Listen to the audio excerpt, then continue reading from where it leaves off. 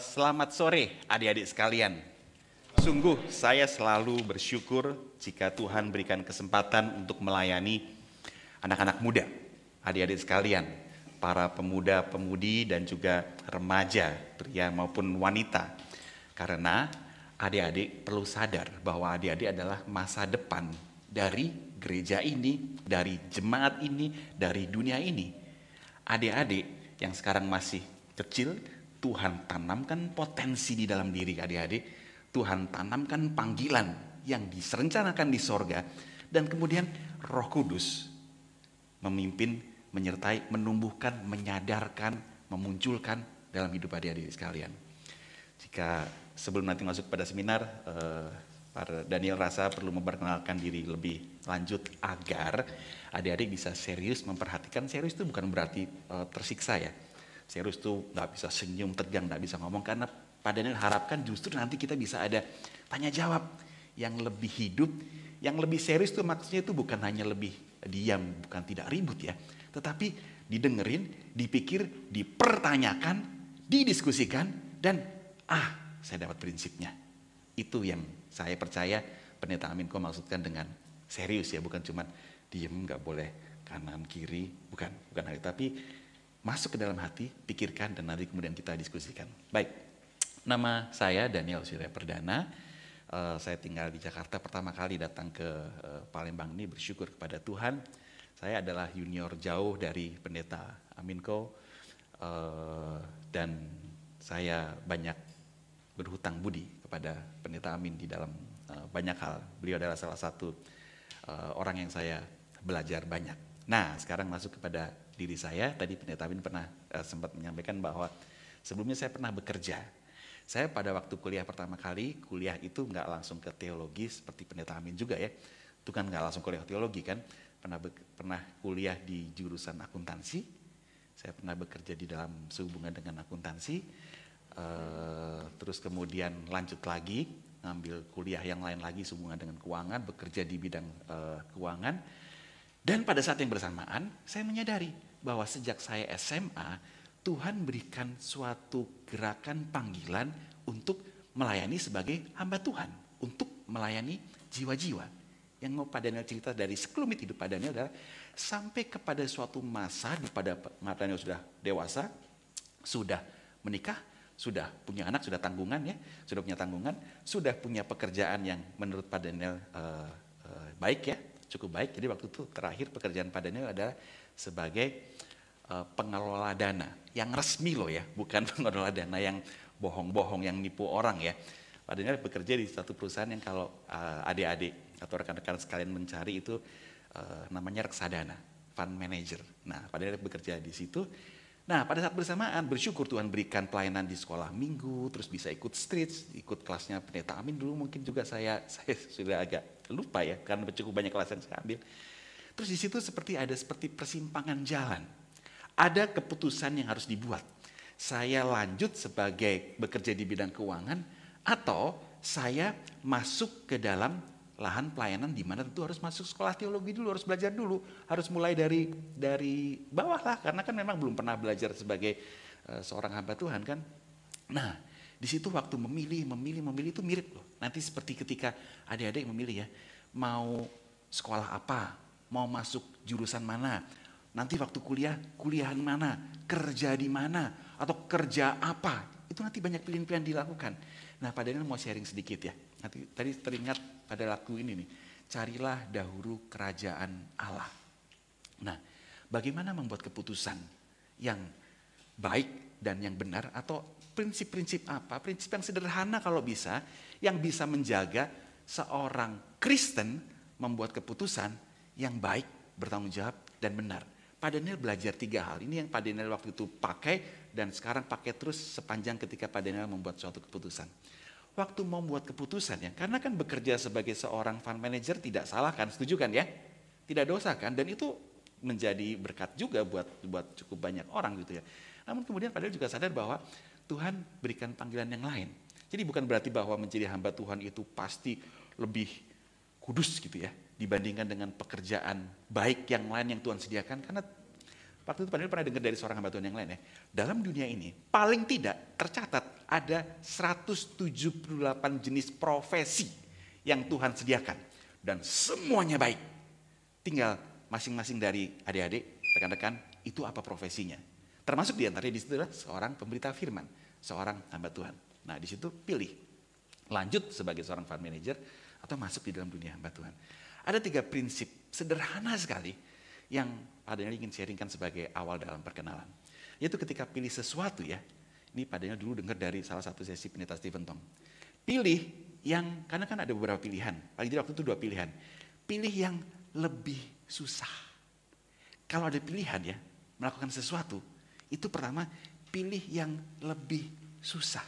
Karena di situ bisa menghindarkan dari dosa bawaan kita yang maunya yang gampang, maunya yang ringan, maunya yang lebih menguntungkan tetapi jangan bikin terlalu berkeringat atau susah. Kalau bisa yang paling gampang itu yang saya mau. Mungkin, jangan seperti itu. Menghindarinya apa? Pilihlah yang lebih susah. Karena begitu banyak berkat ketika kita mengambil keputusan dan ambil yang lebih susah. Kenapa? Tuhan beri banyak pelatihan dan berkat-berkat yang tidak kelihatan melalui kesusahan-kesusahan yang baik yang Tuhan sediakan yang bersedia dengan rela kita jalani. Itu pertama, pilih yang lebih susah. Ada pilihan A, itu saya kayaknya bisa. Pilihan B kayaknya lebih susah. Mungkin saya lebih pertimbangkan yang B. Oke, yang kedua apa? Pilih yang lebih berat. Satu pekerjaan pertama pilih yang lebih susah, yang kedua pilih yang lebih berat. Nanti misalnya waktu kuliah ya. Kuliah aku suka misalnya sains, aku juga suka misalnya humaniora gitu ya. Nah, untuk kita bisa menjaga agar pilihan kita bukan karena ya saya cari yang sederhana, yang cepat, yang uangnya banyak, yang gampang begitu kan ya. Salah satu menjaganya adalah yang pilihan ini lebih berat daripada yang ini. Nah, yang lebih berat itu coba lebih dipertimbangkan. Lagi-lagi serupa dengan yang lebih susah, yang lebih berat pun ya. Itu nanti halangannya itu lebih banyak. Karena lebih berat, lebih butuh banyak usaha, lebih butuh banyak hal yang perlu kita curahkan di dalam jalan tersebut. Nah, itulah jalan berkat dan pendidikan atau pelatihan, pengembangan, pertumbuhan yang Tuhan berikan bagi kita. Ada yang ketiga masih. Oke, cukup dapat logikanya ya. Yang lebih susah, yang paling berat, yang paling susah. Dan yang ketiga, yang membawa berkat bagi paling banyak orang. Apa yang kita kerjakan, kita pilih bukan yang paling menguntungkan, tetapi yang paling menghasilkan, paling lebih banyak berkat kepada lebih banyak orang. Disitulah waktu itu Pak Daniel pilih menyadari bahwa panggilan Tuhan kepada saya sebagai seorang hamba Tuhan adalah panggilan memang dari Tuhan yang baik dan harus saya kerjakan. Itu sekedar sharing dari saya untuk masuk kepada tema hari ini kan pencari kabar baik. Ini seminar mungkin lebih banyak kalau kita seminarnya judulnya misalnya pencari untung besar gitu ya atau pencari uang. Ya. Ini sekarang pencari kabar baik dan bersyukur Pendeta Amin sediakan lagu Carilah Dahulu Kerajaan Allah terus dan lagu-lagu berikutnya. Sebelum kita masuk kepada materi kita berdoa mohon anugerah Tuhan ya. Kami terus bersyukur kepada Allah Tritunggal Tuhan yang menciptakan segala sesuatu dan menciptakan kami sebagai gambar dan rupa-Mu ya Tuhan. Yang kemudian setelah kami melawan Engkau, setelah kami memberontak kepadamu, justru ada kabar baik dari sorga yang menghampiri kami karena anugerah dan sepenuhnya inisiatif sorgawi dari Tuhan menyelamatkan kami di dalam Tuhan Juru Selamat kami Yesus Kristus. Dan Allah Roh Kudus yang mengefektifkan semua rencana surgawi kekal yang baik di dalam hidup kami yang tidak layak ini. Di hadapan Allah Tritunggal kami bersyukur untuk umur, untuk waktu kehidupan, untuk kesempatan, untuk pengharapan, untuk persekutuan, untuk gereja, dan untuk kebenaran yang boleh kami renungkan, yang boleh kami pikirkan, dan boleh kami jalani. Kami mohon berkat dari sorga bagi kami, jemaat-Mu, pemuda dan pemudi remaja di tempat ini kiranya hadir dan turun kepada kami. Berbelas kasihanlah kepada kami ya Tuhan. Kami memohon, kami bersyukur hanya dalam nama Tuhan kami Yesus Kristus. Amin. Baik. Pencari kabar baik. Hari ini temanya Pak Daniel tidak akan bicara banyak data data seperti layaknya seminar. Sebenarnya seminar harusnya, kalau apalagi seminar akademik ya, Pak Daniel perlu sebutkan banyak data, terus referensi, pernah dibahas oleh profesor, dan itu tidak. Pak Daniel hari ini bicara sesuatu yang datanya ada sangat dekat dengan diri rekan-rekan, para pemuda-pemudi dan remaja sekalian. Datanya ada di dalam diri kalian. Ketika bicara pencari kabar baik, kita akan bicara tentang dirimu, diri saya, diri kita semua. Sehingga nanti data yang akan kita bahas ada di sini, ada di situ. Yang nanti mungkin bagus juga ya tadi kalau dikasih kaca yang besar di sini kayak tempat orang latihan balet begitu ya. Jadi waktu bicara soal diri kita itu langsung bisa lihat, oh itu saya gitu. Waktu mau ngeliat teman pun gak usah ngelirik ke kanan ke kiri, tapi oh lagi ngomongin dia, lagi ngomongin saya lagi begitu ya. Kita lanjutkan. Datanya adalah diri kita. Nah, sebagai pembukaan, Pak Daniel mau mengajak kita untuk memikirkan suatu hak, tapi sekaligus hak kita sebagai gambaran rupa Allah menimbulkan masalah. Begini, sebagai pemuda dan pemudi, sebagai anak muda, kita yang sedang bertumbuh, ada satu hal yang penting yang harus kita perhatikan agar apa? Agar hidup kita itu menjadi berharga dan justru tidak menjadi sia-sia.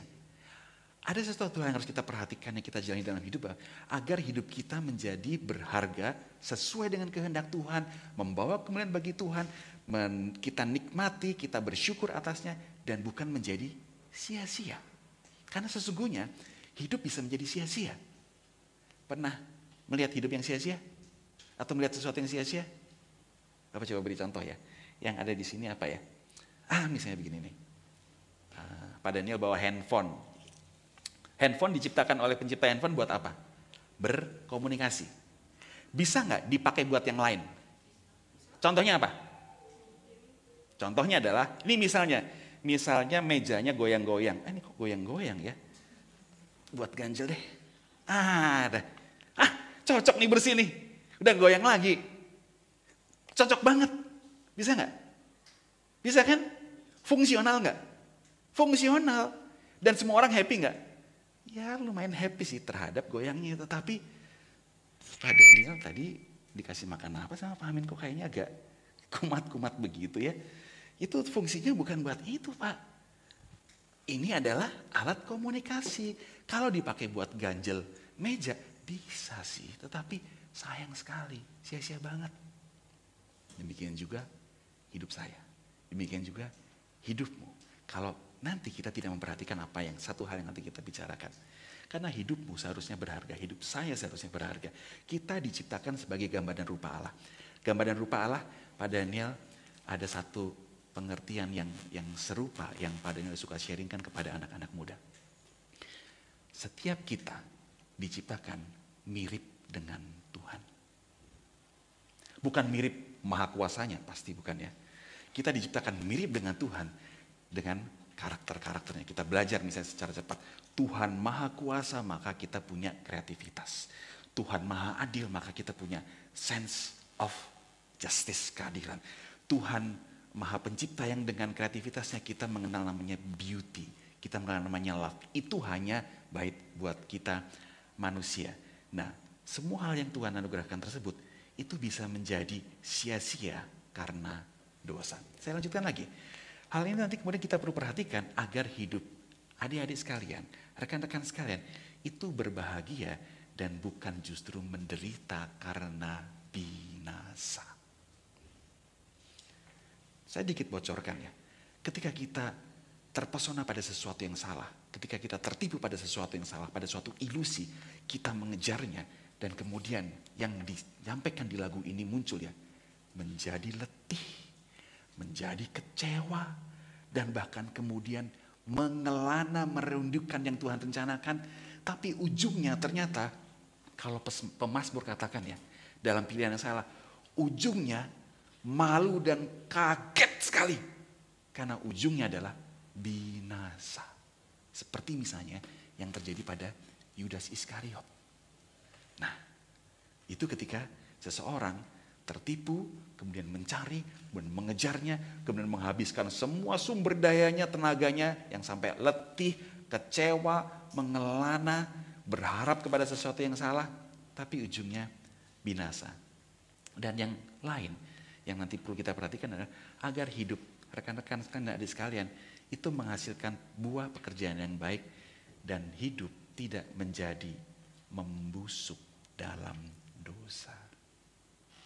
Hidup saya jika tidak bertobat, jika kita tidak mengenal kabar baik, mencari kabar baik, itu bisa semakin membusuk di dalam dosa.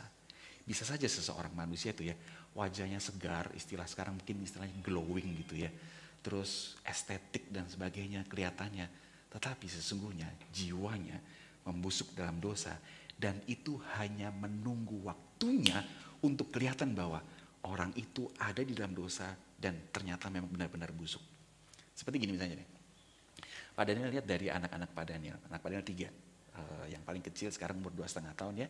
Pak Daniel ingat yang paling kecil tuh ya. Ketika baru lahir tuh ya.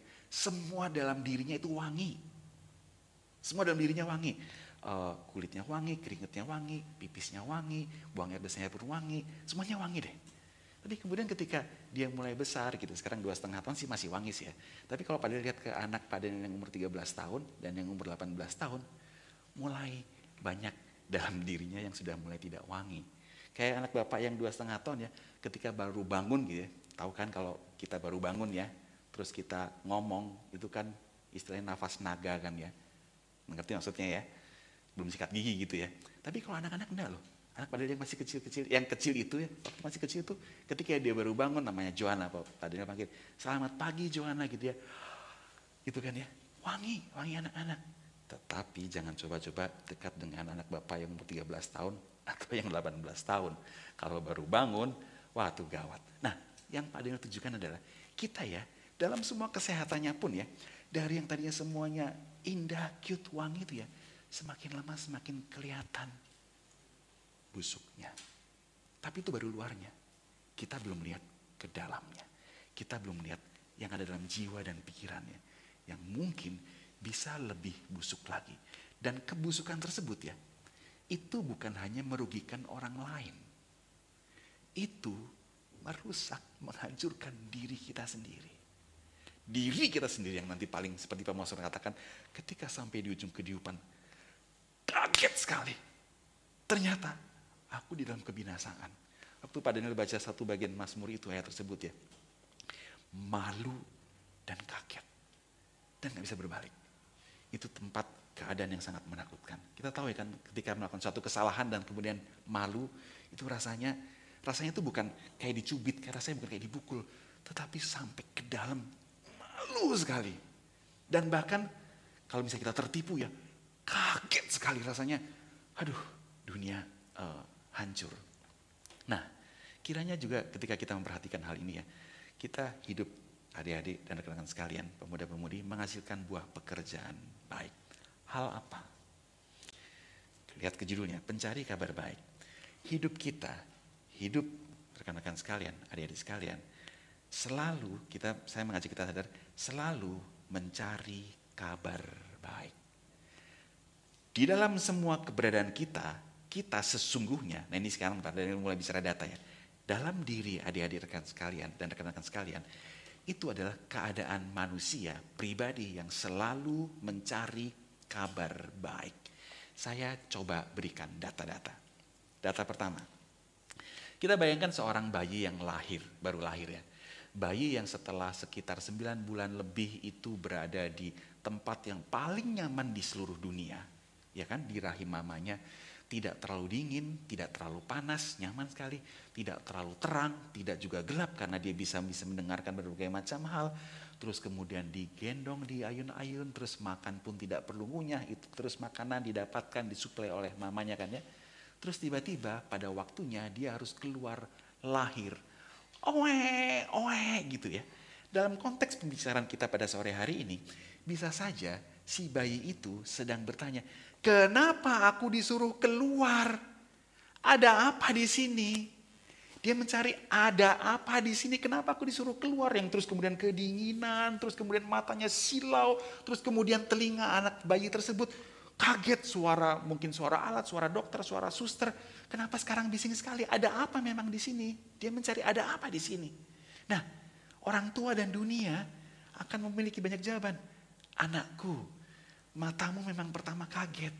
Tapi matamu ya nanti akan mulai melihat itu papa, itu mama, itu cici, itu koko, itu kakek, itu nenek. Dan nanti matamu akan bisa melihat yang namanya binatang, kucing, warna, sungai, laut. Kalau bayi bisa berkata, oh gitu ya. Terus kemudian tanganmu yang sekarang kedinginan karena kaget, biasanya kan lahir di rumah sakit ya, ber-AC. Apa yang aku nantikan, aku mendapatkan apa? Kamu akan bisa merasakan suhu panas, dingin, termasuk kamu akan bisa kalau dipegang itu namanya, disentuh, dipegang, digendong, dan itu semua akan kamu rasakan. Demikian juga kakimu yang sekarang masih kecil, nanti akan bisa semakin tumbuh. Kamu bisa berlari, kamu bisa balet, kamu bisa bermain bola, kakimu bisa membawamu sampai ke ujung dunia, tanganmu yang sekarang masih kecil. Jadi dalam tangisan bayi itu yang ada apa, kenapa aku dikeluarkan, dia mencari kabar baik di situ. Kabar baik apa dari mata, kabar baik apa dari tangan, kabar baik apa dari kaki, kabar baik apa dari hidup, kabar baik apa dari telinga, kabar baik apa dari jiwaku, diriku. Tuhan sediakan begitu banyak kabar baik. Dari lahir pun seorang bayi, seorang manusia itu sudah mulai mencari kabar baik dan mulai menemukannya, mulai menikmatinya, mulai merasakannya dan bersyukur atasnya. Itu bayi. Sekarang anak-anak mulai umur misalnya 3 tahun atau 4 tahun atau 5 tahun. Di situ dia mulai kenal teman, dia mulai kenal keluarga semakin luas, dia mulai kenal TV. Tapi saya rasa sekarang nonton TV nggak? Kayaknya udah lama nggak ketemu TV ya. Nggak pernah kan? Pernah nonton TV nggak? Nggak pernah kan ya? Masih tahu nggak TV itu apa?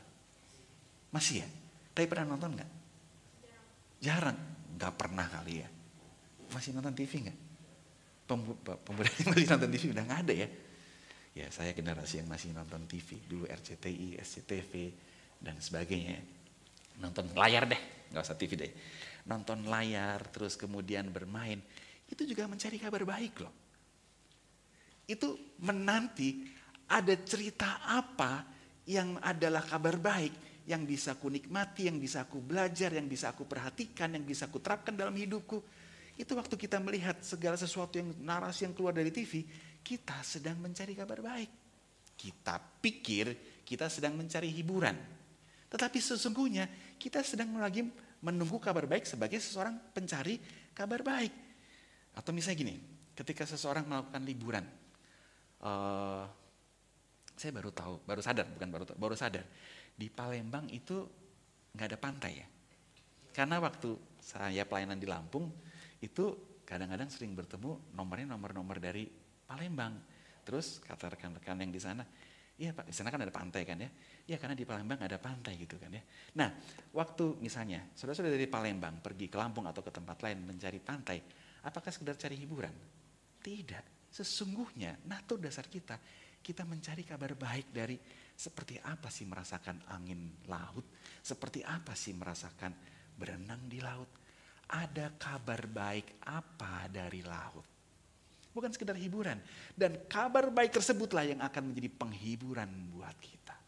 Bukan cuma hiburan. Waktu lagi sekolah kan kita mendengar berbagai ajaran dari guru kan ya. Ada kabar baik apa yang bisa ku ingat, misalnya dari matematika, kabar baik dari sains, kabar baik dari, itu begitu banyak kabar baik, kekayaan kabar baik yang Tuhan sediakan, yang kita cari, kita koleksi, kita susun, kita syukuri, dan kita lihat tangan Tuhan bekerja di situ, kita cari, kita kumpulkan, kita kenali. Semua hal yang kita lakukan, itu sebenarnya mencari kabar baik. Karena naik lagi deh, tadi kan bayi, anak, naik lagi ke remaja. Remaja seperti ada di sini nih. Ada kabar baik apa sih dari TikTok? Waktu lihat TikTok, saya nggak berani pasang TikTok karena katanya itu adiktif. Kenapa adiktif? Karena lawan dari apa yang tiga prinsip yang Pak Daniel ngomong di depan. Gampang, ringan, dan sangat personal. TikTok itu kan setahu saya kan disesuaikan, dipersonalkan dengan kita kan ya. Lihat TikTok, kalau Pak Daniel lihat kayak TikTok yang diambil terus dikirimkan videonya pendeknya ke WhatsApp gitu kan ya. Itu ngelihatnya gampang banget. Kenapa? Karena otak berpikir secara minimal. Pesan itu sudah dimunculkan dalam gerakan, dalam warna, dalam suara, dalam kata-kata. Coba kalau tulisannya gini, pencari kabar baik, itu kita harus mikir nih loh. Ini maksudnya apa? Ini maksudnya mesin, orang, atau apa gitu. Tetapi nanti kalau di situ sudah ada video, ada gambar, sesuatu, langsung kita bisa sebut itu pencari kabar baik. Kembali lagi, ketika para remaja membuka TikTok, membuka Instagram, membuka Facebook, saya nggak tahu Facebook masih nggak? Ada tahu Facebook nggak? Pakai nggak? Itu punyanya kakek nenek sana ya. Ya, waktu lagi scrolling itu ya, yang nanti bisa cuman 5 menit, bisa juga 50 menit, bisa juga banyak menit begitu kan ya. Cari apa sih? Cari kabar baik. Ada kabar apa? Dan tentunya adalah kabar baik apa? Dari fashion, dari yang lucu-lucu, dari kutipan, dari meme, dari macam-macam. Kita cari kabar baik. Bukan cuma sekedar ngabisin waktu. Karena kita adalah manusia yang menantikan limpahnya kabar baik dari pencipta kita untuk kita responi, untuk kita hidupi, untuk kita jalani, untuk kita kerjakan, untuk kita pertanggungjawabkan, untuk kita persembahkan lagi kepada Dia. Itu natur saya, itu natur adik-adik sekalian. Saya sedikit bocoran aplikasinya ya.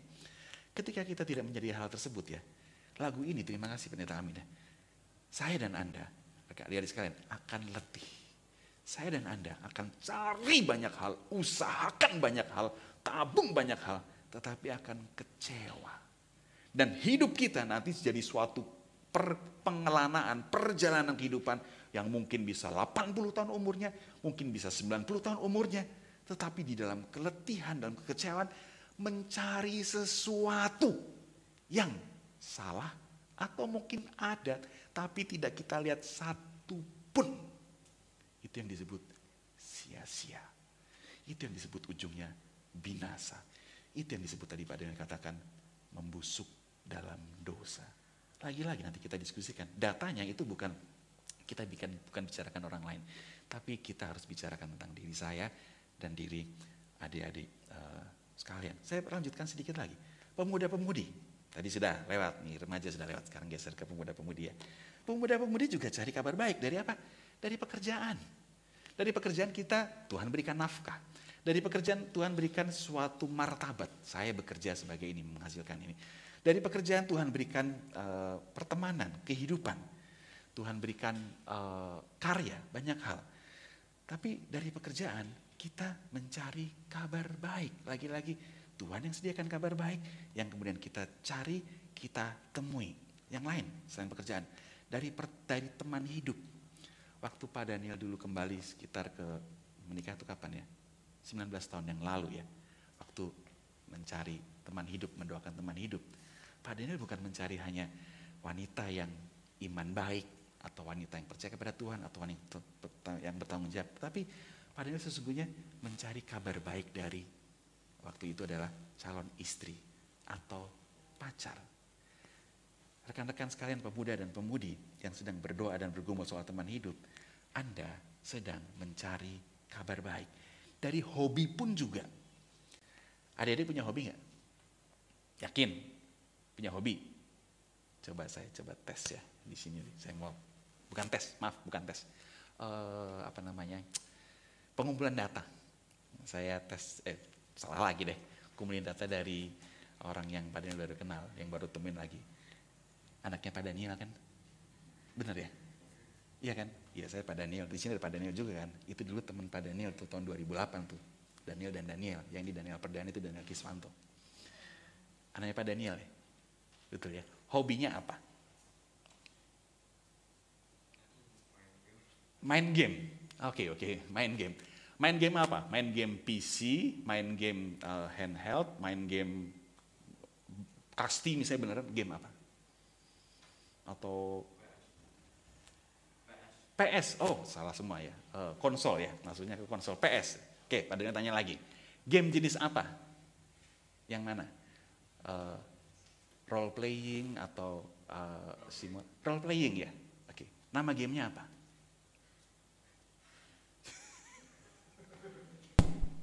Ada kan? Nah, Pak Daniel kasih contoh nih. Soal hobi. Hobi adalah sesuatu yang baik. Hobi kita perlu punya. Pak Daniel kasih, sini ngomong soal hobi ya. Lompat sedikit ya. Gini, hobi adalah sesuatu yang diketahui hanya oleh dirimu dan Tuhan yang menciptakan kamu. Orang cuma bisa mengamati. Tapi yang tahu hobi Bapak Ibu sekalian adalah diri Anda dan Tuhan yang menciptakan. Orang tua pun bisa saja nggak bisa tidak mengenali hobi anaknya dengan tepat dan pasti. Nah, yang saya alami sesuatu ironis adalah ketika bertanya dengan anak muda, apa hobimu? Hai anak muda, nggak terlalu jelas begitulah. Ketika hobi yang ada di dalam dirinya, yang adalah properti dia yang sangat personal, dia tidak sadar, pertanyaan Pak Daniel berikutnya yang lebih besar lagi, mungkin sulit dijawab. Apa panggilan Tuhan dalam hidupmu? Waduh Pak, hobi aja saya nggak tahu, apalagi panggilan Tuhan. Nah, sekarang Pak Daniel menurut sedikit soal hobi. Pak Daniel pernah dapat salah satu seminar yang dibawakan Pendeta Simentong soal hobi itu ya. Maksudnya soal apa yang lain, tetapi waktu itu soal hobi. Bicara soal hobi. Kalau bicara hobi misalnya gini, hobi musik. Kalau hobi musik, nanti kita perlu perdalam lagi kalau benar-benar hobi. Jenis musik apa? Karena kalau cuman suka dengar musik, daripada nggak bisa ngisi kolom hobi, ya tulis saja musik, itu bukan hobi. Kalau hobi musik tuh ya, harus belajar dari Pendeta Amin tuh. Menyanyikannya, mengusahakannya, memberitakannya, menikmatinya, dan bertumbuh karena hobi tersebut. Hobi itu hal yang baik dari Tuhan. Salah satu cara, salah satu wahana untuk kita bisa mengenal diri kita di hadapan Tuhan. Kembali lagi soal musik. Ini misalnya, karena Pak Daniel nggak hobi musik. Nanti kalau mau tanya hobi Pak Daniel apa, nanti waktu kita ngobrol-ngobrol di belakang ya. Kita ngomong siang Pak Daniel sering contoh hobi musik. Oke, hobi musik. Musik apa yang disukai? Harus ada kalau ngomong hobi. Oh ada, misalnya ada yang ngambil yang kalian jarang tahu, dangdut misalnya. Oh hobinya dangdut, ya saya suka dangdut. Kalau kamu suka dangdut, siapa penyanyi favorit kamu atau pemusik dangdut favoritmu? Oh ada dua. Yang laki-laki Rhoma Irama, kalian tahu Rhoma Irama? Dan yang perempuan, aduh siapa ya? Elvi Sukaesih misalnya. Udah nggak tahu ya. Ya penyanyi dangdut perempuan lah, sebutlah dulu namanya Elvi Sukaesih. Oke, kenapa Rhoma Irama? Harus bisa ngomong gini. Rhoma Irama ya, sepanjang karirnya sampai sekarang itu ada 14 album. Oh, namanya hobi kan ya. Dari 14 album yang terbaik itu cuma 2 album. Dari 2 album tersebut, tidak semuanya bagus lagunya. Tetapi di album yang pertama yang judulnya ini dan temanya ini ada lagu ketiga dan lagu keempat. Ini saya nyanyi ini lagunya. Itu namanya hobi. Ketika kalian bisa menemukan hobi. Hobi itu paling ringan. Karena hobi adalah sesuatu yang akan kalian kerjakan tanpa ada yang menyuruh. Bahkan gak ada yang ngasih uang pun untuk akan lakukan. Bahkan nyari uang untuk melakukan tersebut. Itulah hidup kita. Tuhan berikan kekayaan, panggilan untuk kita temukan, untuk kita syukuri di hadapan Tuhan, untuk kita jalani, kita kerjakan, kita persembahkan di hadapan Tuhan, dan Tuhan akan menunjukkan buah-buah di situ. Latihannya adalah dari hobi. Sehingga sayang sekali kalau adik-adik dan rekan-rekan sekalian bingung soal hobi. Kembali lagi, dari hobi itu kita bisa menemukan banyak kabar baik. Balik lagi tadi ke Rhoma Irama sedikit lagi ya. Nah, 2 lagu tersebut, ini 2 lagu terbaik dari Rhoma Irama. Melodinya misalnya, atau misalnya kata-katanya, atau latar belakangnya.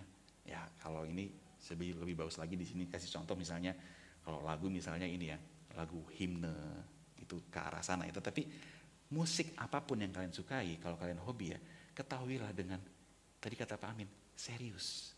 Serius itu bukan berarti membebani loh. Serius itu dengan cermat, dengan fruitful, banyak hal ya. Dan kemudian kalian mendapat banyak hal, itu artinya serius. Gak main-main, gak gampangan.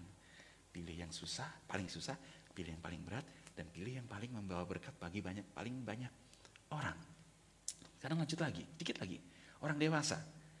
Orang dewasa pun menanti kabar baik. Sekarang menanti kabar baik dari anak-anaknya. Anak-anaknya suka apa, bagaimana sekolahnya. Padahal nggak ngomong ranking berapa ya, karena itu kompetisi. Tetapi, nakku, kamu suka apa sih? Padahal pengen denger ceritanya. Pak, aku suka ini. Itu kabar baik sekali. Anakku bertumbuh semakin besar sebagai manusia, sebagai rupa Allah, mengenal dirinya, punya pengharapan, punya tujuannya.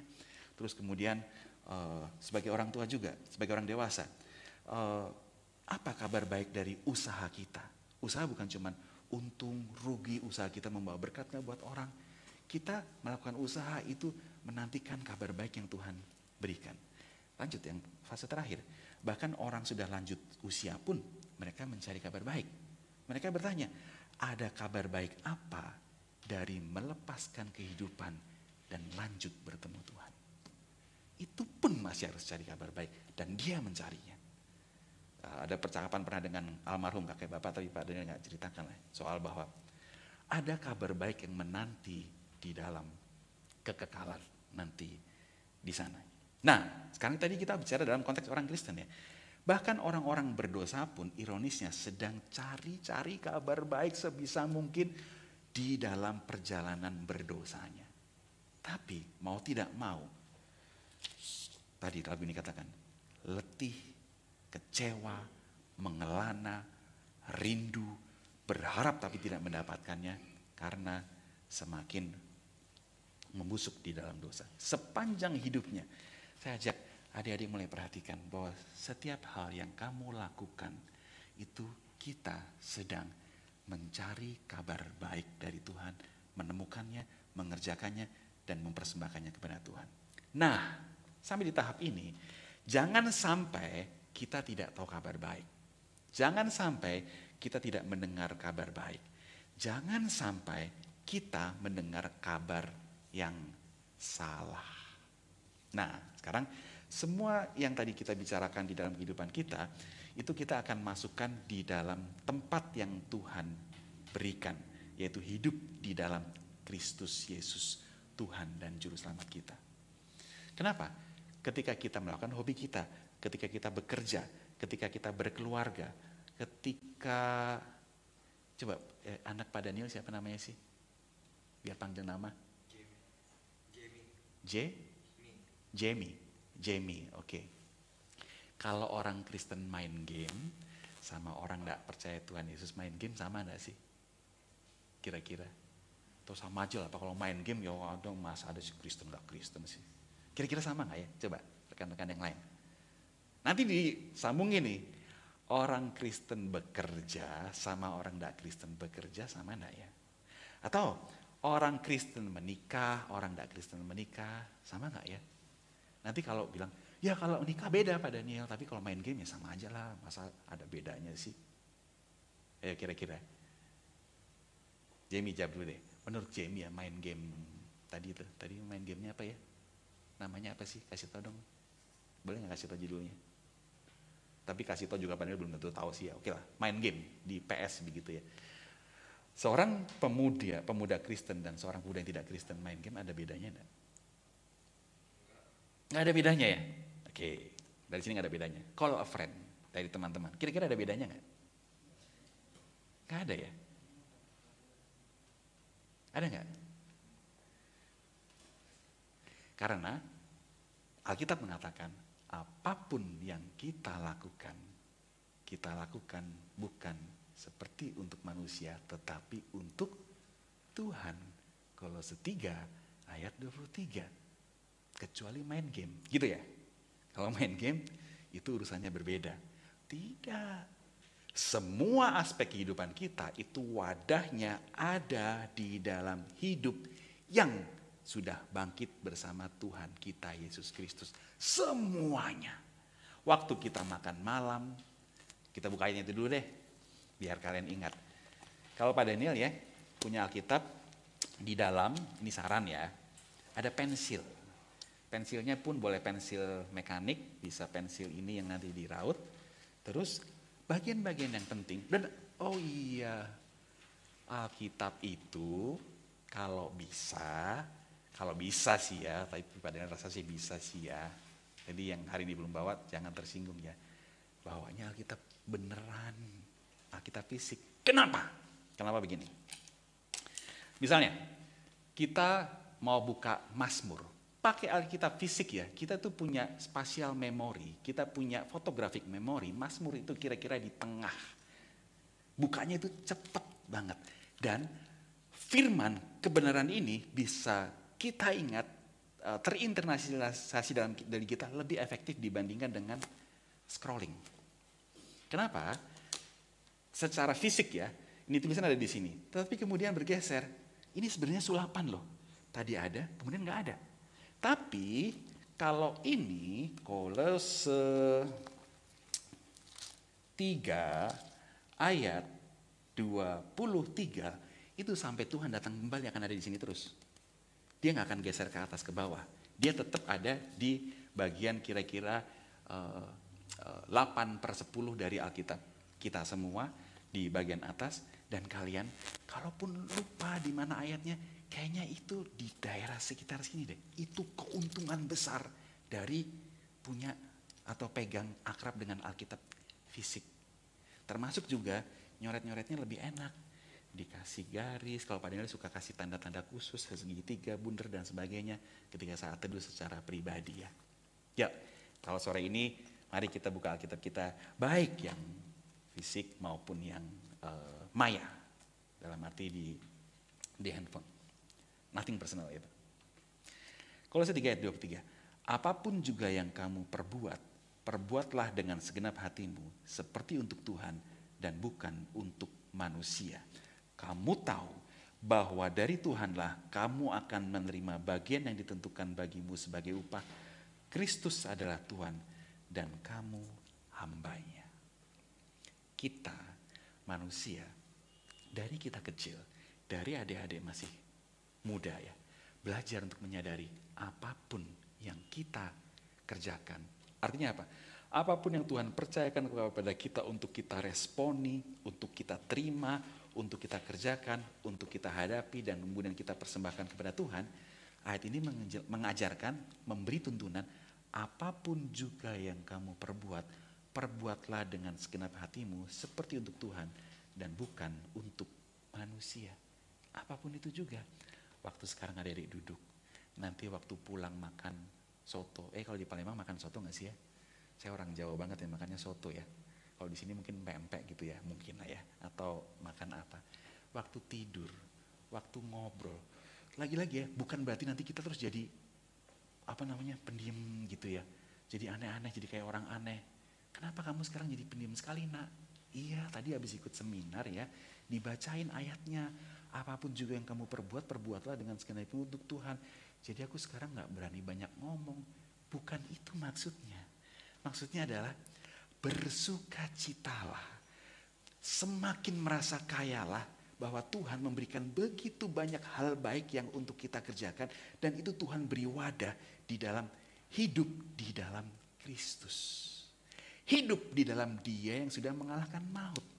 Hidup di dalam Dia yang sudah memberikan hidup yang baru. Hidup di dalam hidup yang nanti akan dilanjutkan di dalam kekekalan. Itu bukan membuat hidup kita semakin miskin dan semakin aneh, tetapi semakin kaya dan semakin luas. Sebagai contoh, jika seorang wanita ya semakin kenal Kristus dan semakin saleh, itu bukan berarti kemudian yang tadinya bajunya warna-warni jadinya bajunya hitam dan putih aja, panjang begini. Loh, kok kamu bajunya sekarang jadi aneh, hitam putih? Iya, soalnya mau hidup kudus. Bukan itu maksudnya. Kita semakin mengeksplorasi, mencari ciptaan Tuhan ini sesuai dengan apa yang Tuhan kehendaki.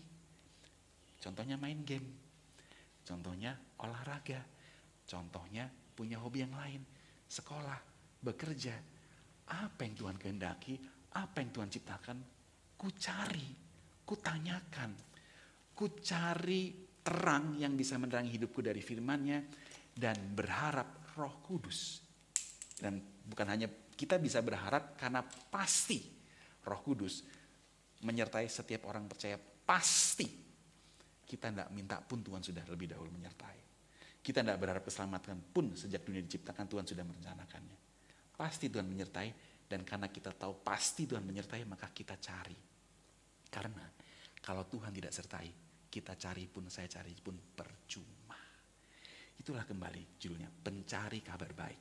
Saya, adik-adik sekalian, dan rekan-rekan pemuda-pemudi sekalian adalah pencari kabar baik.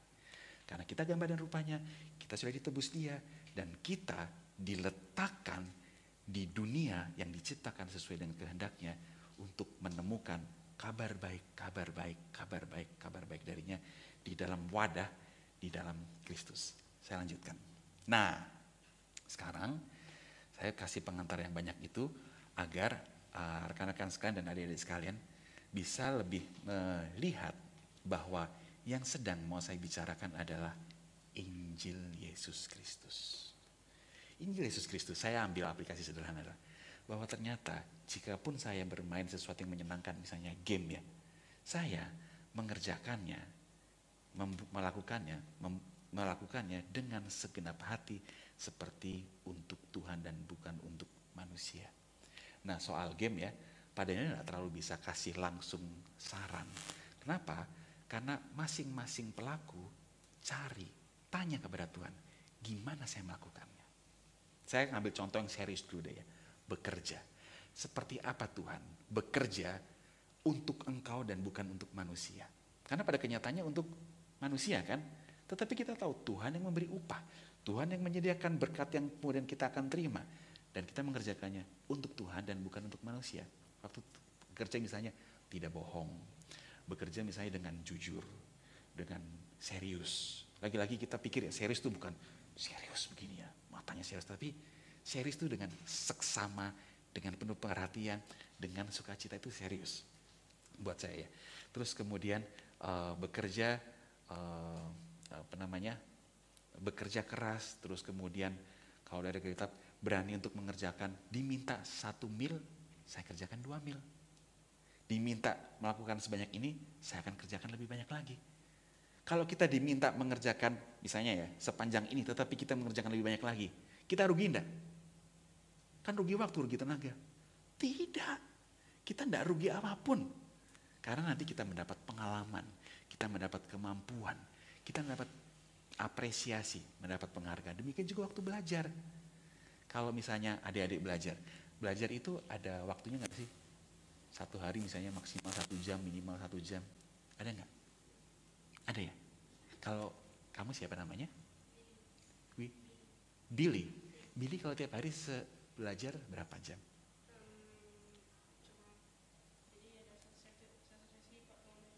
Satu sesi 45 menit di rumah. Yang di rumah bukan yang di sekolah. Yang malam.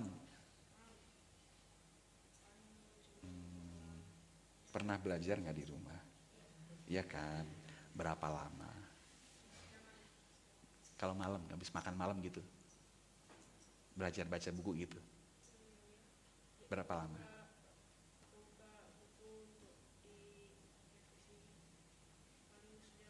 Sejam ya? Paling sejam. Jawabannya mirip anak bapak yang umur 13 tahun sih ya.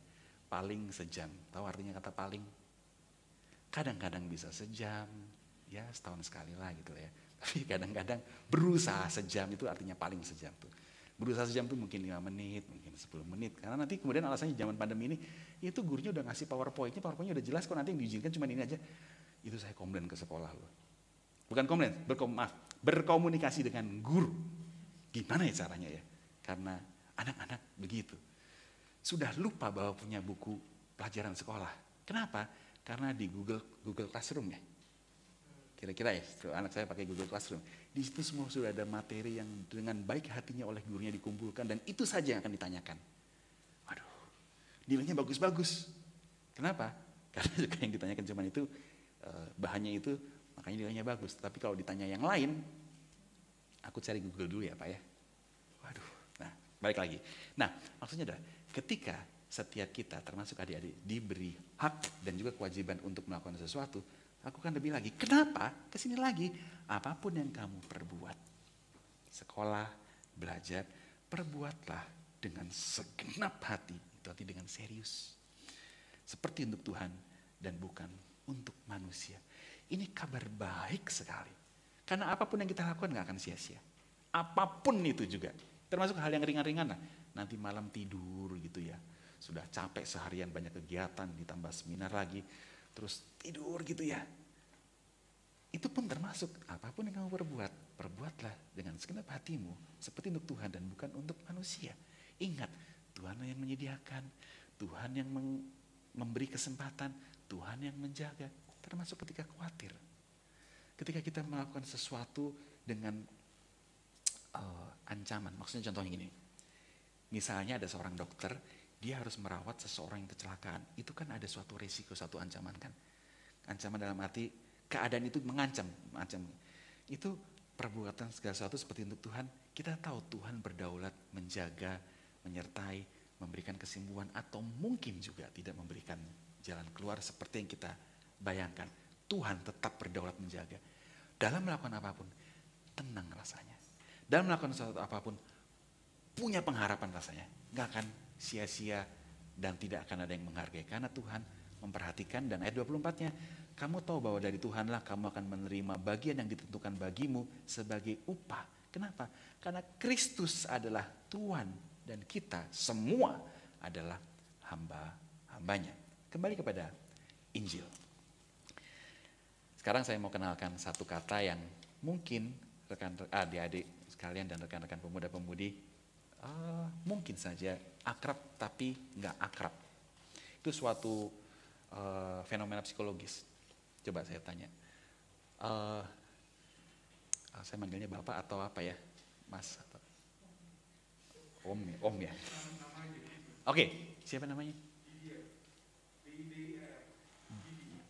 Itu kan bahasa Perancis, saya susah ngomong kalimat bahasa Perancis kan? Itu bahasa Perancis tapi biasanya kan orang susah.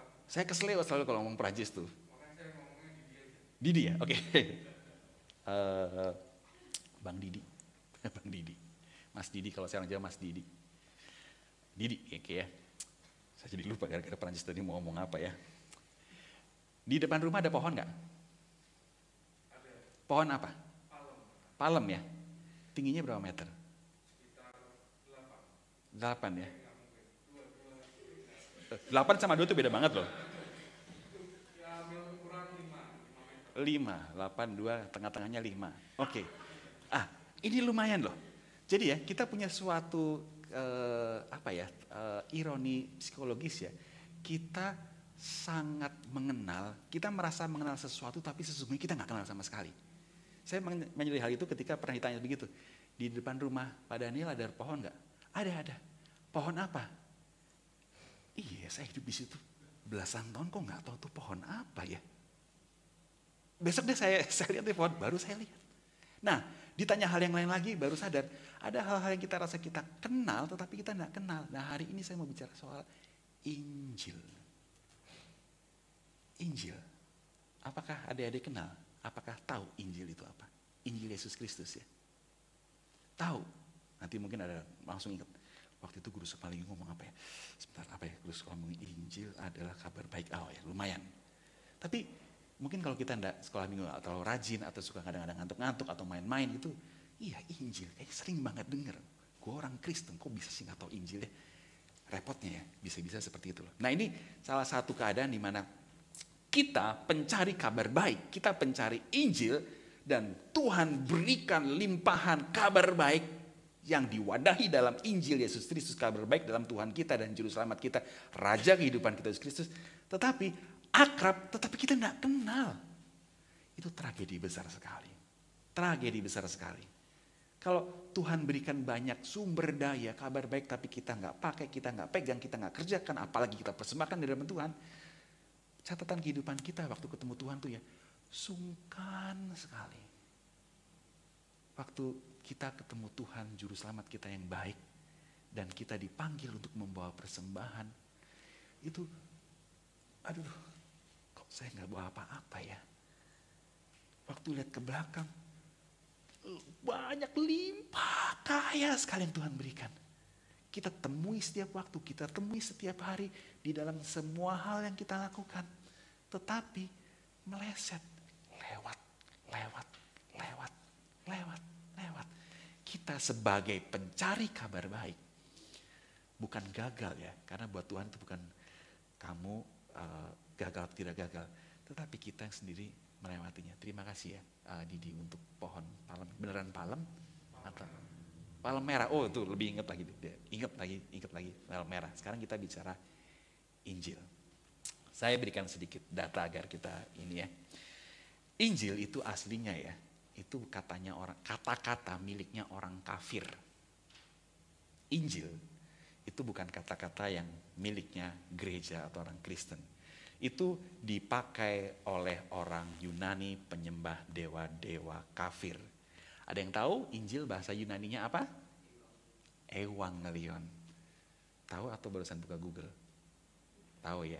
Oke, terima kasih. Oke, Evangelion. Apa? Bahasa Yunaninya apa? Evangelion. Kalau nanti Injili atau evangelical di dalam bahasa Inggris ya. Itu kata non religius, bahkan sebenarnya adalah kata politik. Kenapa? Karena waktu itu yang namanya kabar baik adalah kemenangan kekaisaran Romawi. Dan waktu kekaisaran Romawi itu semakin menaklukkan daerah-daerah dan kemudian membawa perkedamaian versi Romawi ke daerah-daerah tersebut. Itu namanya tentara Romawi yang menaklukkan daerah-daerah yang lain semakin luas, itu sedang membawa perdamaian versi Romawi dan kabar baik versi Romawi. Ada satu tablet, bukan ini ya, bukan tablet ini ya. Apa namanya tablet itu, apa sih kalau di Indonesia ini yang banyak ditemukan, yang dipahat? Prasasti. Nah, ada prasasti, namanya Priene Inscription, tahun 9 sebelum Masehi. Dia menuliskan suatu Injil yang pada awalnya dipakai. Dan nanti kemudian dalam kedaulatan Tuhan, itu kata dipakai untuk mewakili berita dari sorga. Jadi dalam prasasti tersebut itu diberitakan Injil tentang Kaisar Agustus, yang di situ dikatakan bahwa Kaisar Agustus, sang penyelamat kita dan keturunan kita nanti, telah mengakhiri perang dan mengatur segala sesuatu. Dan karena Kaisar Agustus yang adalah anak dewa dengan semua penampilannya, melampaui semua orang kebaikannya, dan lahir di tanggal yang tertentu, adalah kabar baik bagi dunia. Evangelion bagi dunia. Itu aslinya kata Injil. Dan di dalam kedaulatan Tuhan, di dalam berkat Tuhan, kata yang tadinya adalah kata politik, kata yang tadinya adalah punya orang kafir, bahkan mengerujuk kepada dewa-dewa kafir, kemudian Tuhan pakai dan Tuhan ambil. Itu kalau orang reform itu namanya di-redeem. Pernah dengar di-redeem? Ditebus, diambil balik. Itu bukan punyanya orang kafir. Itu bukan punyanya orang bahkan orang politik, apalagi penyembah-penyembah dewa-dewi. Karena segala sesuatu adalah milik Tuhan. Termasuk juga kata Injil. Nah, kita perhatikan secara sekilas saja di dalam 4 Injil, Matius, Markus, Lukas, Yohanes tersebut, itu menuliskannya serupa dengan cara yang di atas. Dan Injil, lalu Injil apa? Secara garis besar, kerajaan Allah sudah datang dan Yesus Kristus Sang Raja sudah bertahta setelah membebaskan umatnya kepada hidup yang baru, dan dia memimpin sebagai Raja. Saya ulang ya, adik-adik sekalian khususnya ya. Kerajaan Allah sudah datang, sudah bertahta, dan Yesus Kristus Sang Raja atas kerajaan ini sekarang sudah membebaskan umatnya, meletakkan kepada hidup yang baru, memimpinnya sebagai Raja. Masih dari Kolose. Tadi masih buka Kolose. Kalau tadi pasal 3, sekarang Kolose pasal yang pertama. Ini yang sudah dia lakukan kepada kita. Kolose pertama ayat yang ke-13.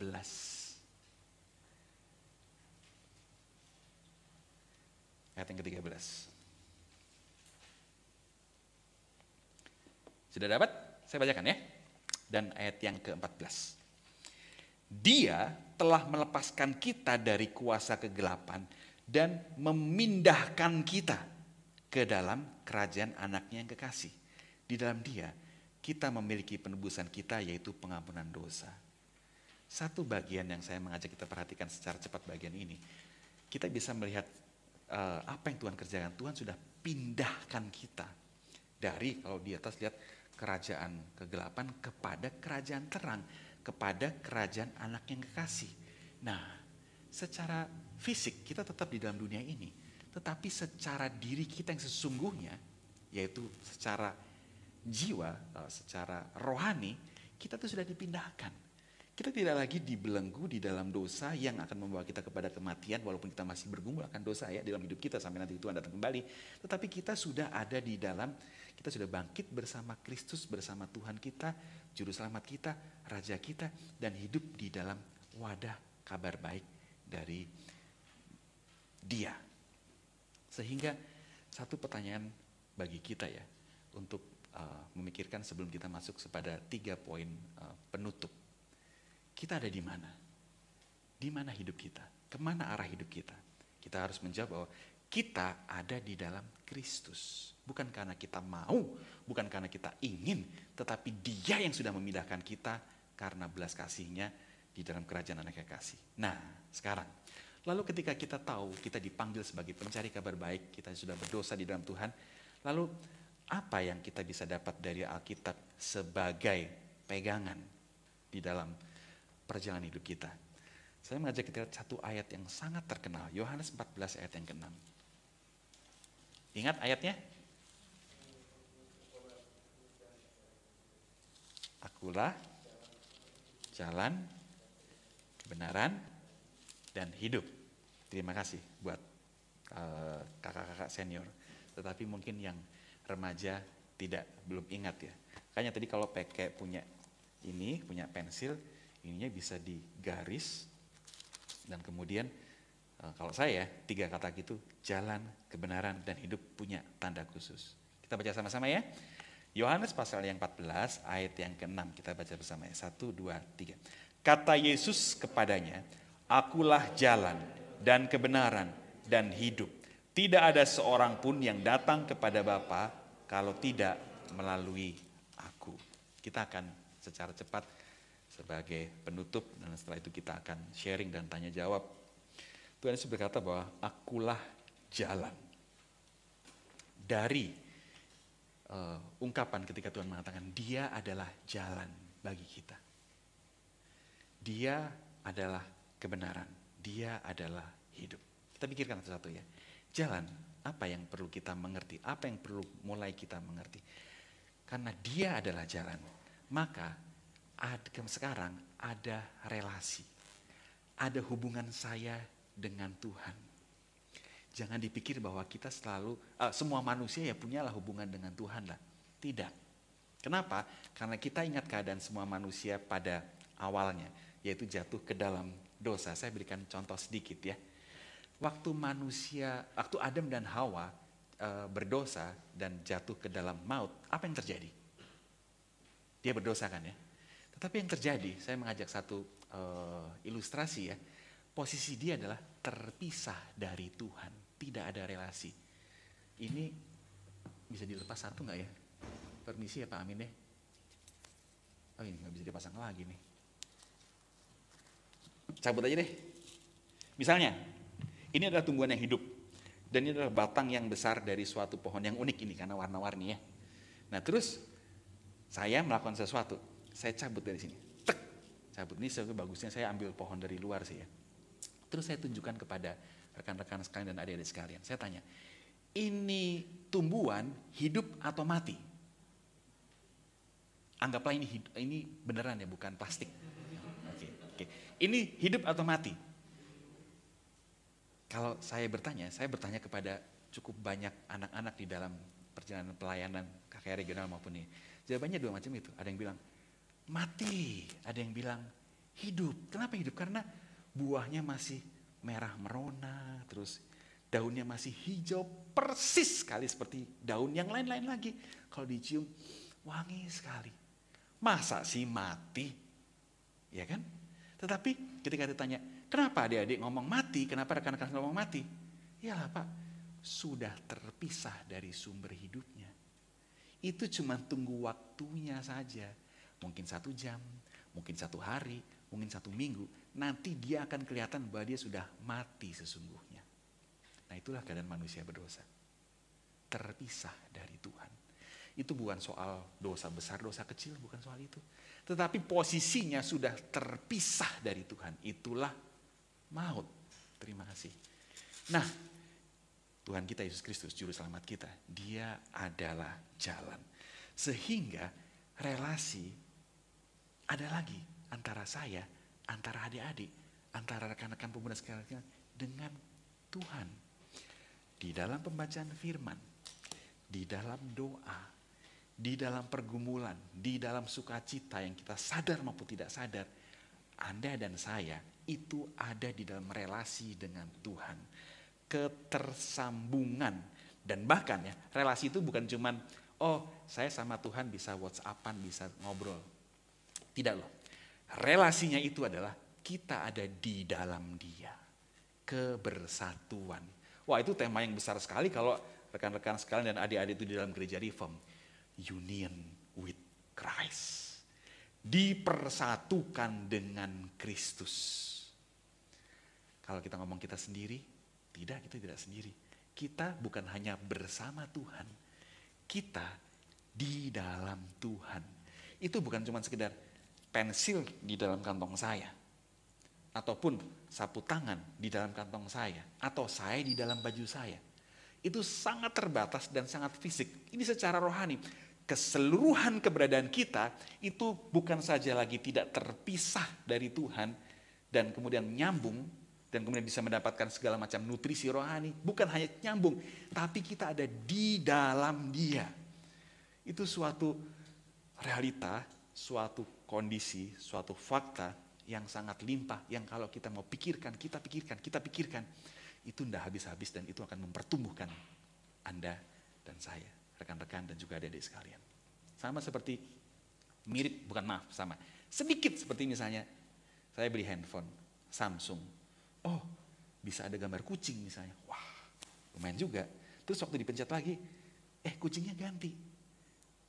Keren juga, gitu kan ya. Terus senang dong ya, dapat satu fungsi. Ini cuma handphone loh. Terus dibuka. Bisa WhatsApp. WhatsApp ternyata, saya itu dari zaman handphone itu masih G. Sekarang kan 5G kan ya. 5G mundur 4G. 4G mundur 3G. 3G mundur 2G. Kalian udah gak tahu kan, nanti G, di mana handphone masih sengsara deh pakainya deh. Nah, waktu padanya dapat ini, wow, kirim message itu bisa suara, bisa video, bisa lokasi. Aduh, minta ampun deh, wow banget deh. Itu baru buka WhatsApp, belum buka Google, belum buka yang lain-lain, belum lagi bukan aplikasi. Itu baru kenalan sama handphone. Nah, sekarang yang Tuhan panggil kita sebagai pencari kabar baik. Ada kabar baik apa Tuhan? Sang sumber kebaikan, sang terang tersebut yang kau limpahkan dan kau percayakan kepada hidupku untuk kucari, untuk kukerjakan dan kupersembahkan. Ketika kita temui, kita kenali, itu dari waktu ke waktu, bahkan di dalam kekekalan, nggak mungkin habis ketemu, minta maaf ya, featuresnya Tuhan. Kabar baik dari Tuhan. Dari handphone saja, ini saya kayaknya baru make fungsinya ini karena saya bukan yang sangat gadget dan tidak terlalu ke arah sana ya. Mungkin paling baru 60% dari fungsinya. Dia bisa apa-apa, yang lain saya masih belum tahu, sama sekali belum tahu. Ini hanya handphone yang sederhana sekali dan ini pun sudah handphone lama. Saya tidak tahu kalau handphone yang lebih baru lagi, lebih bisa ngapain lagi mungkin. Itu bicara handphone. Nah, kita di dalam Tuhan karena Dia adalah jalan. Salah satu aplikasinya. Karena Dia adalah jalan, kita ada di dalam Dia, maka kita tidak lagi tersesat. Tuhan akan jaga hidupmu sehingga tidak tersesat. Pernah tersesat? Belum ya? Kalau ikut pelayanan ke daerah, sering tuh tersesat. Misalnya tanya ya, padahal minggu depan perlu mengantar rekan-rekan mahasiswa STT untuk pelayanan di Kalimantan Barat. Nyari misalnya SD negeri apa, desa apa gitu ya. Oh ya Bapak, terus aja agak jauh ya, mungkin setengah jam lah ya, habis itu belok kanan. Oh gampang kan ya, terus aja setengah jam, habis itu belok kanan. Jalanlah naik motor, naik ojek. Sampai situ, belok kanannya yang di sini atau di situ ya. Nanya orang gak ada. Nah mulai deh, tersesat. Wah itu rasanya tidak menyenangkan deh. Nah, dalam hidup itu bukan cuma mencari alamat, tetapi bahkan di dalam limpahnya kehidupan modern sekarang, kita tuh bisa bingung dan bertanya, hidupku tuh mau buat apa sih? Hidupku tuh mau kemana sih? Tersesat. Tapi karena Dia adalah jalan, Yesus Kristus adalah jalan, maka Dia akan menjaga agar kita tidak tersesat. Itu satu tersesat, keadaan ya, kalau tidak ada jalan. Yang lain adalah buntu. Hidup tuh kalau buntu, tidak ada solusi, tidak ada jalan keluar, itu yang nanti orang mungkin, bunuh diri aja deh, udah gak bisa apa-apa lagi. Rusak semuanya sudah. Tidak, Dia adalah jalan. tidak buntu, tidak terikat, tidak bertemu keadaan yang gak ada jalan keluar, dan terus kemudian juga tidak salah jalan. Salah jalan tuh misalnya gini nih, saya ada di Palembang, terus kemudian saya siapkan sewa mobil, servis mobil itu, isi bensin, ganti oli, saya makan yang cukup, saya istirahat, karena saya mau pergi ke, kalau Palembang ke utara tuh kemana ya? Arahnya mana? Medan lah ya, yang jauh ya, kan ke utara kan ya, ke Medan. Tapi ternyata saya masuk ke arah yang ke selatan. Semakin saya pencet gas, semakin saya habiskan waktu. Kalau saya salah jalan, apakah saya semakin mendekati tujuan saya? Tidak. Saya mau ke Medan yang katanya 2 hari nyampe. Setelah 2 hari saya sampainya ke Bakaheni. Tambah jauh lagi, bensin habis, waktu habis. Itulah kalau salah jalan. Bersyukur Tuhan kita, Dia adalah jalan.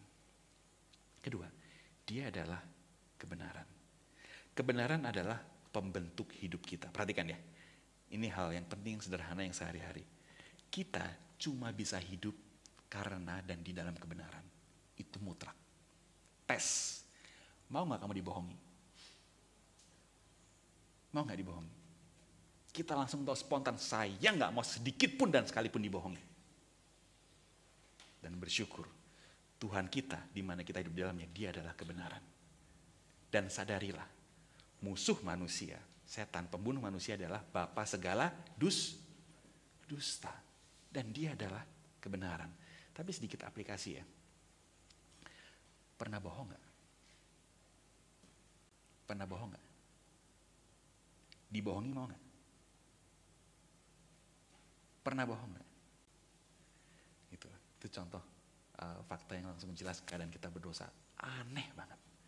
Dibohongi gak mau, tetapi bohong serasa ringan. Tapi kembali lagi, prinsip yang kita pegang, kita hanya bisa hidup di dalam kebenaran. Tadi Pendeta Amin mengatakan Confucius, kita bicara soal logos, tau, kebenaran.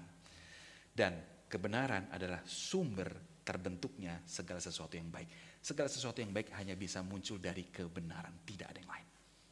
Kebohongan, tipuan, ilusi tidak akan membentuk apapun juga.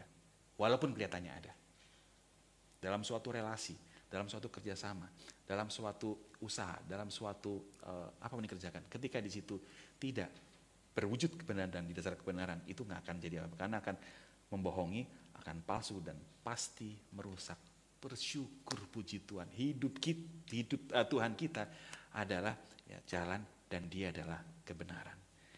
Disitulah kita mendapatkan segala sesuatu untuk hidup. Dan yang ketiga, yang terakhir, Dia adalah hidup. Dalam Dia adalah hidup, dan kita di dalam Dia, kita mendapatkan hidup. Tidak binasa, tidak menderita, tidak menanggung hukuman. Hidup itu apa sih? Saya catatkan beberapa kata yang muncul dari kehidupan. Hidup itu ada relasi. Relasi dengan Tuhan, relasi dengan orang-orang percaya. Hidup itu ada sukacita. Hidup itu ada sejahtera. Hidup itu ada kepuasan. Dalam hidup itu ada kemuliaan. Dalam hidup kita bebas melakukan kebenaran. Bebas itu maksudnya bukan kita bebas ngapain, tetapi saya melakukan kebenaran ini, bisa. Saya melakukan kebenaran ini, bisa. Saya melakukan hal baik ini, bisa. Tidak lagi dibelenggu, diperberat, dan dihalangi oleh dosa. Karena Tuhan dan Juru Selamat kita adalah jalan, kebenaran, dan hidup. Maka kita yang diciptakan sebagai gambaran rupa Allah, para pencari kabar baik, maka kita Tuhan pulihkan lagi untuk kembali hidup jalan sebagai pencari kabar baik, menyambut limpahnya anugerah Tuhan di dalam semua penyertaan Tuhan sampai bertemu dengan Dia yang adalah kabar baik yang menjadi manusia. Tuhan kita, Juru Selamat kita, di mana kita hidup di dalamnya. Mari kita berdoa bersyukur. Kami bersyukur untuk firman, dan di dalam terangnya Tuhan, dalam firman menguduskan, kami bawa kehidupan kami. Kami bawa kehidupan kami yang masih muda ini Tuhan, anak-anak-Mu yang masih remaja dan anak-anak-Mu yang sudah jadi pemuda dan budi bagi jemaat dan gereja tempat ini. Kami bersuka cita dan menyambut firman-Mu. Terima kasih untuk pengharapan di dalamnya. Terima kasih untuk pergumulan bersama di dalam waktu yang di depan. Tuhan yang beranugerah, Dan kami berharap, bersyukur, dan memohon di dalam nama Tuhan kami Yesus Kristus. Amin.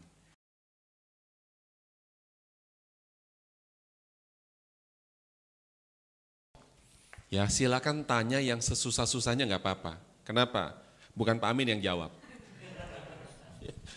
Pak Daniel yang tanggung jawab, yang akan menjawab. Saya tenang, ada senior di sini. Ya tadi Pak Amin dengar dari situ pakai apa? Pakai headphone ya, dan lebih jernih suaranya. Dan lalu kemudian tadi Pak Amin perhatiin ya, Pak Daniel itu ngomong itu seperti ngupas bawang. Ya, bawang itu dikupas satu-satu, ya itu sampai begitu teliti sekali. Ya, Pak Amin sendiri mendapatkan berkat. Ya, nah sekarang adalah sesi tanya jawab. Oke, silakan. Yang mau bertanya dipersilakan. Gratis, enggak bayar, yang sesusah-susahnya enggak apa-apa. Ayo silakan. Ayo. Kiting kayaknya udah mau jawab nih, udah mau bertanya nih. Oke. Ya tadi Pak Daniel kasih contoh mulai dari bayi, kaget juga ya, kepikir juga ya. Ya dari bayi begitu dia keluar, wah kupingnya terganggu, matanya terganggu, sentuhannya terganggu, apapun terganggu. Tetapi dia sedang apa? Mencari kabar baik. Itu salah satu poin. Ya, jadi dia terganggu, sebenarnya enggak terganggu, tetapi dia sedang mendapatkan sesuatu. Mencari sesuatu kabar baik yang tidak didapatkan kalau di dalam rahim. Begitu ya Pak Daniel ya? Betul. Oke, Pak yes. Amin, tadi ada pertanyaan saya belum dijawab nih. Apa tuh? Gamers Kristen sama enggak bedanya? Yang tanya siapa tadi?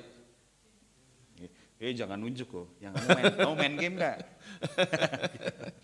Ya, tadi siapa yang tanya? Saya yang nanya, Gamers Kristen bedanya, ada bedanya enggak? Tanya sama siapa? Sorry, tadi udah ada jawaban ya dari, kasih lo, Billy ya? Jamie. Ya?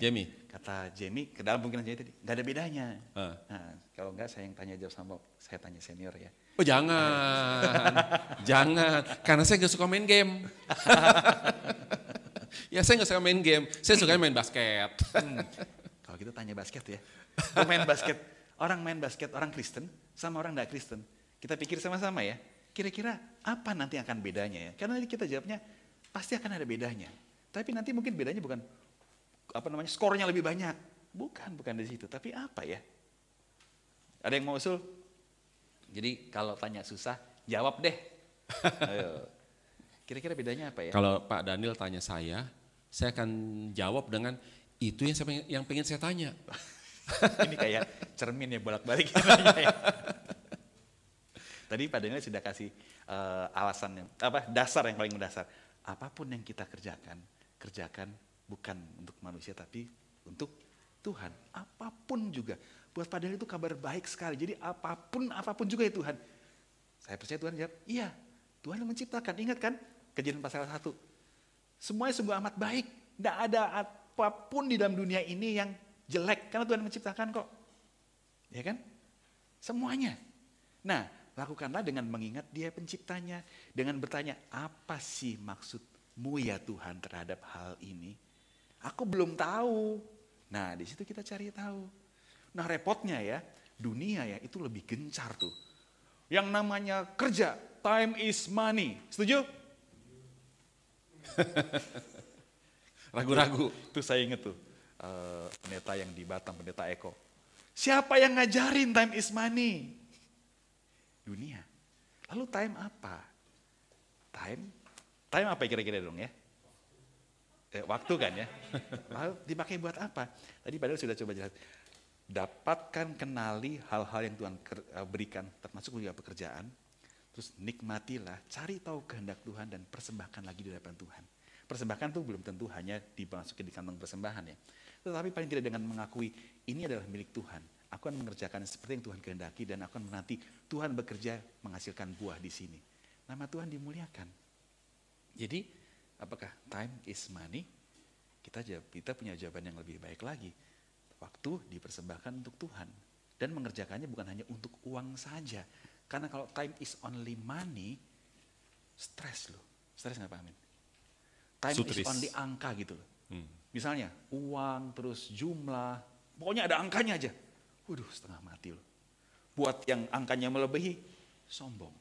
Buat angkanya kurang, kena hukuman. Kalau time is only for money. Di dalam kerja pasti ada upah. Alkitab ngomong kok, Kristus adalah Tuhanmu dan dia akan memberikan upahnya. Dan upah bukan cuma uang, kepuasan, sukacita, rasa syukur, dan banyak hal-hal yang lain yang sering kadang-kadang jarang untuk kita biasa ucapkan begitu. Karena sutris, Pak. Ya, dapat something baru lagi kan, upah itu bukan cuma uang, tapi kepuasan, sukacita dan sebagainya. Nah, hari ini kita bisa mendapatkan ya sesuatu loncatan ya, yang cuma kita tahu cuma duit, tetapi ternyata lebih daripada duit. Oke, makasih. Wah, ini banyak insight baru. Nah, sekarang silakan yang mau bertanya silakan. Jadi mungkin yang tadi, yang saya dapatkan tadi adalah semua yang kita kerjakan itu kita kerjakan untuk Tuhan, ya kan. Kita mencari kabar baik. Cuman mungkin kalau lebih panjangnya lagi, kita mencari kabar baik, kita mengusahakan semuanya itu untuk Tuhan. Tapi bagaimana kita memanage diri kita untuk membedakan mana yang untuk Tuhan dengan mana yang untuk diri kita. Kita mencari Tuhan dengan keinginan kita, dengan ada imbalan dari Tuhan, yaitu memberikan belas kasihan supaya memberikan berkat kepada saya. Bagaimana saya bisa memanage hati saya karena mungkin kalau kita semakin dewasa kita semakin kesulitan untuk membedakan hal tersebut gitu. Ini benar nggak ini saya kerjakan untuk Tuhan? Saya misalkan bantu bergereja gitu, tapi ternyata saya cuma mau dapat berkatnya aja gitu. Tapi orang lain melihatnya kalau kita tulus, itu mungkin itu sih Pak Daniel. Atau mungkin Pak Amel juga mau menjawab. Ya, saya tidak menjawab. Biar Pak Daniel yang menjawab. Kayak tadi saya coba kenalan lebih panjang biar nanti kita bisa ngobrol. Nah, ini mohon maaf nih Pak Daniel. Ini Pak Mas Didi ini juga kerja di bank. Okay. Jadi bagian pas apa? keuangan. Saya kupas Bagian apa? ininya loh. Bagian bersih-bersih aja. Bagian audit ya? Bagian audit. Oh, oke. Oh, bagian kredit ya. Corporate atau individual? Ini mikro, personal. Okay. Oh, personal ya. Limitnya? Biar saya tahu bisa pinjam berapa saya. Oke. Thank you. Ya, baik. Nah, itu sering motif kita tuh. Manusia berdosa. Mau dagang sama Tuhan. Mau siap-siap Tuhan, gue cukup pintar dan cukup lumayan nih. Mau dagang sama Engkau nih Tuhan. Itu adalah sikap yang kita orang berdosa yang memang sangat miskin. Kita seakan-akan ya, saya punya modal, saya siap investasikan kepada Tuhan, akan bisa dapat lipat ganda.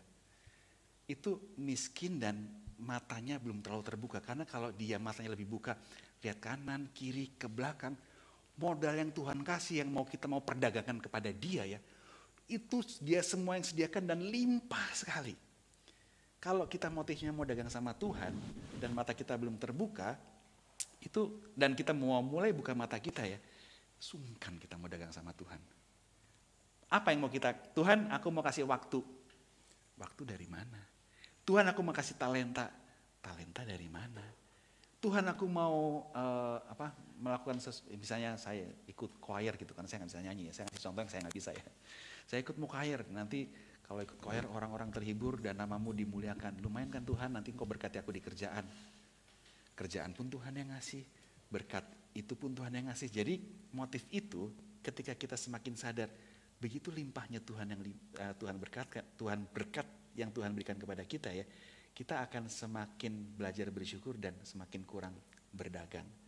Kalaupun kita masih mau kekeh dagang sama Tuhan ya, Tuhan aku mau layani Engkau agar Engkau dapat berkat ya, kalaupun Tuhan mau masih kasih ya, nanti ujungnya pun Tuhan akan tunjukkan kelimpahan yang besar dan kita bukan lagi dagang sama Tuhan. Tuhan, ku persembahkan hidupku.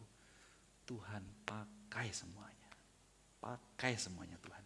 Apapun itu Engkau pakai, aku ikut, aku rela. Semuanya milik Engkau kok Tuhan. Dan ketika di situ, kita tidak akan rasa miskin lagi. Tuhan pakai. Kita minta sama Tuhan, Tuhan pakai lebih banyak lagi, lebih jauh lagi, lebih besar lagi. Silakan Engkau yang pakai. Karena kita pun Tuhan mulai ajak icipi sesuatu yang hilang ketika kita berdosa. Ingat Roma pasal 3? Kehilangan kemuliaan Allah. Di dalam Kristus, kita mulai diajak kayak gini, terbukalah matanya. Oh, hidup ternyata ini ya, hidup itu untuk dipersembahkan untuk Tuhan.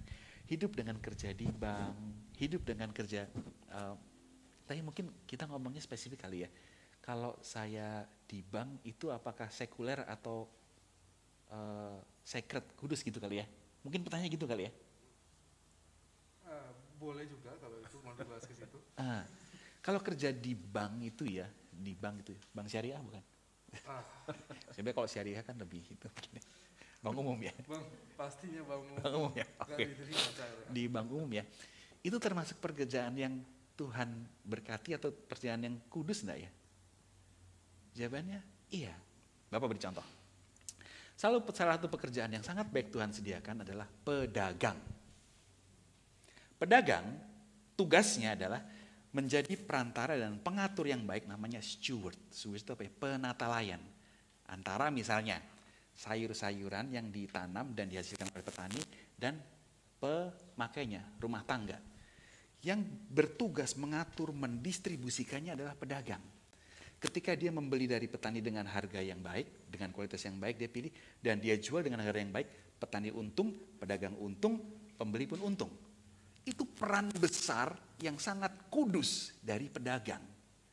Masalahnya kita manusia berdosa yang otaknya miskin ini, ingin bikin rugi, mencuri dari petani, ingin mencuri dari situ, dan bahkan dia sebenarnya mencuri dari dirinya sendiri, dia ngumpulin sesuatu yang tidak ada gunanya. Kita sebut, ya pedagang itu memang, jangan pedagang deh. Ya kan Pak Amin ya, banyak orang berpikir pedagang itu profesi yang Curang, jahat, curang. Tapi bengis. mengertilah ketika seseorang dipanggil Tuhan profesi, kan tadi 178 profesi ya, itu salah satunya pedagang. Dan jadi pedagang itu memastikan penjual sayur itu dapat untung, memastikan dia pun dapat margin yang baik, memastikan dia dapat untung, semua dapat untung. Itu peran mutlak dari pedagang. Seperti juga nanti sebagai pegawai bank, maksudnya staf di bank di posisi manapun juga. Dan juga posisi profesi yang lain. Nah, dari situ kita sudah tahu bahwa dunia ini memang dunia Tuhan. Atau rekan-rekan percaya ini dunia punya setan. Tadi saya dengar dari Pak Amin, Palembang tuh termasuk itu ya, rawan ya Pak Amin ya. Saya baru pertama kali ini di Palembang nih.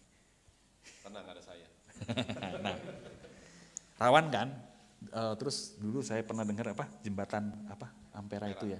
Itu saya bayangkan lah ya, karikatural ya. Lewat situ hati-hati kalau jam tertentu bisa dibegal gitu loh.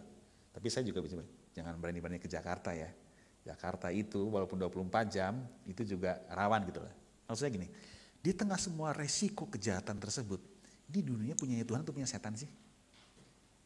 Kita tahu aja punya Tuhan sih Pak, tapi ampun deh, bener deh. Yang namanya penjahat itu banyak sekali. Kita tahu bahwa ini punya Tuhan, dan Tuhan panggil kita untuk sebagai pencari kabar baik, pemberita kabar baik, dan orang-orang yang menghadirkan kabar baik tersebut.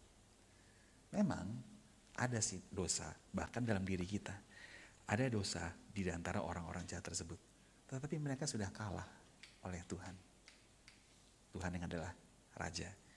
Nah, jadi saya coba jawab lewat situ. Nah, untuk membedakan, nggak ada yang perlu dibedakan. Semua hal kerjakan untuk Tuhan. Bukan untuk kemudian gaji 100% kasih sama Tuhan. Tidak. Gaji ya. Kalau gaji itu pembagiannya buat apa aja sih? Coba kita yang sudah gajian siapa saja gaji. Kalau kita sudah kerja ya, gaji itu pembagiannya buat apa saja sih? Yang pertama apa? Bayar kos. Kalau saya ya, tutup mata perpuluhan dulu. Karena itu mau gajinya kita baru 500.000 sebulan atau sampai mungkin 50 juta sebulan, itu persentasenya sama. Disiplinkan. 10% itu nggak sedikit, tapi juga nggak banyak.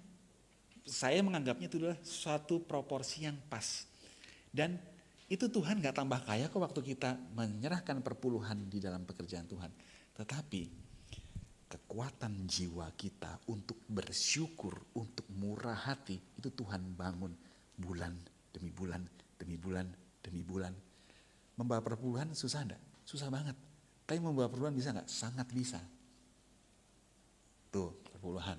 Terus habis itu tadi kos makan. Kita atur dong sesuai dengan kita. Tapi lebih baik itu pakai proporsi-proporsi. Terus kemudian orang tua. Walaupun orang tua kita nggak minta, walaupun orang tua kita jauh lebih banyak, pikirkan mereka. Sisihkan, alokasikan tabungan. Hal seperti itu. Nah, alokasi seperti itu, nah itu kita bedakan, kita atur. Tapi semuanya kita atur seperti untuk Tuhan. Ingat milik Tuhan, ingat kewajiban, ingat tabungan sehingga kita tidak konsumtif.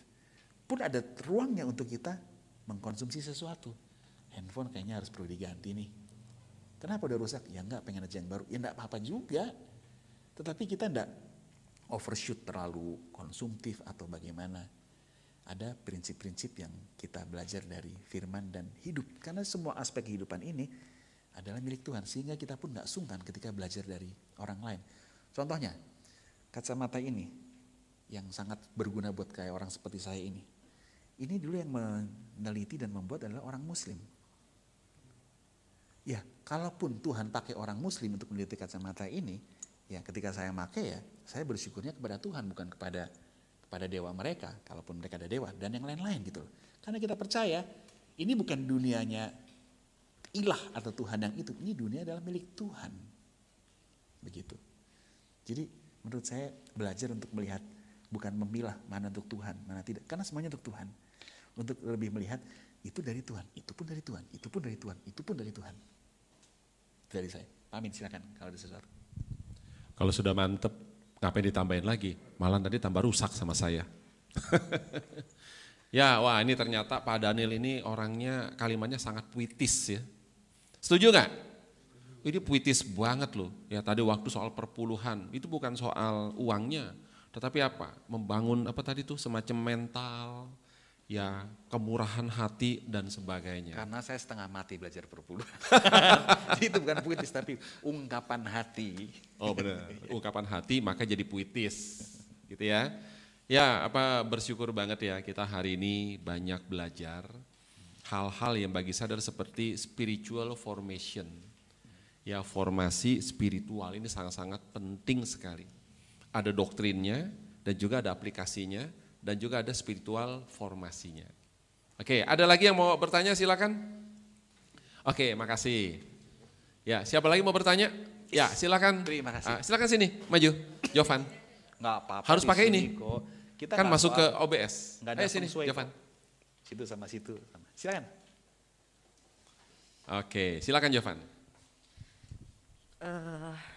Kan hobi itu ada banyak definisinya ya. Tapi dari tadi Pak Daniel bilang kalau hobi itu sesuatu yang tidak perlu disuruh juga kita lakukan. Rela kita lakukan. Rela kita dan lakukan. suka kita lakukan. Dan suka. Oke, terus. Artinya saat Allah itu menciptakan alam semesta, menciptakan manusia, menciptakan dunia, itu adalah sebuah hobi. Hobinya Tuhan begitu Hobinya ya? Tuhan. Dan saat Tuhan Yesus datang ke dunia untuk menyelamatkan manusia, itu juga sebuah hobi. Oh oke. Baik, apakah itu sebuah hobi begitu ya? Iya. Oke, itu pertanyaannya ya? Oke. Biar Pak Daniel lagi yang jawab. Oke, saya coba jawab karena di Alkitab nggak ada ayat soal hobi kan ya Pak Amin ya? Nggak ada kata-kata hobi. Kata-kata hobi saya nggak dapat sih. Oke. Namun kita mengetahui pasti bahwa ini hal pertama secara doktrinal, apakah Tuhan membutuhkan kita? Tidak. Kenapa? Karena Tuhan adalah Allah Tritunggal. Allah Tritunggal salah satunya adalah Tuhan gak akan kesepian. Tuhan itu bukan Tuhan mono yang kalau semua belum diciptakan, kok gak ada siapa-siapa ya? Kok gak ada apa-apa ya? Ngobrol sama siapa? Itu kalau Tuhan adalah mono. Jadi kalau esanya hanya esa saja, bukan esa seperti yang dinyatakan di dalam Alkitab ya, itu akan seperti itu. Sedangkan kita esanya adalah, kalau dalam perjanjian lama apa? Pak Amin, ehad itu esanya itu bukan esa yang satu, tetapi yang ya nanti kita sebut sebagai Tritunggal. Di sini saya mau mengatakan bahwa ketika Tuhan menciptakan sama sekali bukan karena butuh, termasuk juga kalau butuh kan ketika diciptakan manusia, jadi teman ngobrol nih, jadi lebih suka. Kita membayangkan seperti saya tadinya bosen, terus hobinya mancing, pergi mancing, sekarang jadi saya lebih senang. Ya kan? Dalam pemikiran kita. Nah, Tuhan tidak menciptakan seperti itu. Tuhan cukup ada pada dirinya. Terutama adalah kita berdoa, karena dia adalah Allah Tritunggal. Allah Bapa, Allah Anak, Allah Roh Kudus. Di situ ada persekutuan. Semuanya sudah cukup. Nah, di dalam belas kasihnya yang kita nggak bisa sampai, Tuhan pun ciptakan gambar dan rupanya. Serupa dengan dia. Itu saya percaya, walaupun kita nanti dalam kekekalan tanya sama Tuhan, Tuhan kenapa engkau ciptakan aku? Misalnya ya, jawabannya, karena belas kasihku padamu. Itu mungkin kita pun masih akan susah mengerti selain kagum. Kagum. Nah, saya mencoba minta maaf, nama tadi siapa ya? Jovan ya. Oke, Tuhan menciptakan apapun itu juga, termasuk gambar dan rupa, bukan untuk menambah kesenangannya. Bukan untuk menambah sukacitanya. Tetapi kita tahu ciptaan Tuhan adalah seperti tadi, manusia biji mata Tuhan, hati Tuhan, kesukaan Tuhan ada di dalam ciptaannya. Dua hal ini saya perlu sampaikan, tetapi perlu terpisah. Saya ulang lagi, ketika Tuhan menciptakan ciptaannya dan Tuhan katakan itu baik dan sukacita Tuhan ada di situ, itu tidak menambah. Itu kita perlu pegang dulu. Lagi-lagi menambah ya tadi saya ulang lagi, saya contoh. Kalau adalah Tuhan yang hanya Esa tunggal saja, Tuhan itu sepi, nggak ngapa-ngapain gitu kan. Sehingga menciptakan sesuatu seperti kita menciptakan mainan. Itu kita bisa lihat dari tradisi-tradisi dewa-dewi Mesopotamia, tradisi dewa-dewi di Cina atau di Afrika. Itu Tuhan yang butuh budak, butuh pembantu, butuh macam-macam, diciptakanlah manusia. Karena mereka memproyeksikan Tuhan dari manusia. Nah sekarang kita belajar hobinya ya. Itu bukan dari menambah sukacita, tetapi ada sukacita di dalam hal yang Tuhan ciptakan, Tuhan berikan. Hobi tersebut kan ada bukan di barangnya, tetapi di jiwa kamu kan, di jiwa saya kan, di pikiran saya kan, bukan di barangnya. Karena kan hobi orang bisa beda-beda ya. Ada hobinya olahraga, ada hobinya membuat suatu barang, ada hobinya melakukan sesuatu. Nah, kita mewujudkan sukacita kita bukan hanya mewujudkan tapi mengerjakan sukacita kita, dan kita juga lagi-lagi mengetahui bahwa sukacita ini asalnya dari Tuhan. Jadi, apakah Tuhan menciptakan sebagai hobi? Kalau hobi itu seperti kita butuh sesuatu biar lebih nambah senang, bukan. Tetapi apakah ada sukacita dan kesukaan Tuhan dalam ciptaannya? Ya, itu ada. Begitu. Cukup jelas, Belum. Tapi paling tidak saya mengharap Jovan tuh menyadari bahwa siapa itu Tuhan. Tuhan itu bukan pribadi yang butuh saya. Tuhan bukan yang akan kagum, wah Daniel atau pendeta Amin itu gimana banget gitu. Seneng deh gue, misalnya Tuhan berkata begitu ya. Gak pernah begitu. Tetapi Tuhan sungguh mengasihi Jovan. Tuhan sungguh mengasihi ciptaannya. Tuhan menebus ciptaannya, itu iya. Itu saya coba pisahkan. Gitu ya. Tapi aplikasinya adalah temukan kesukaanmu.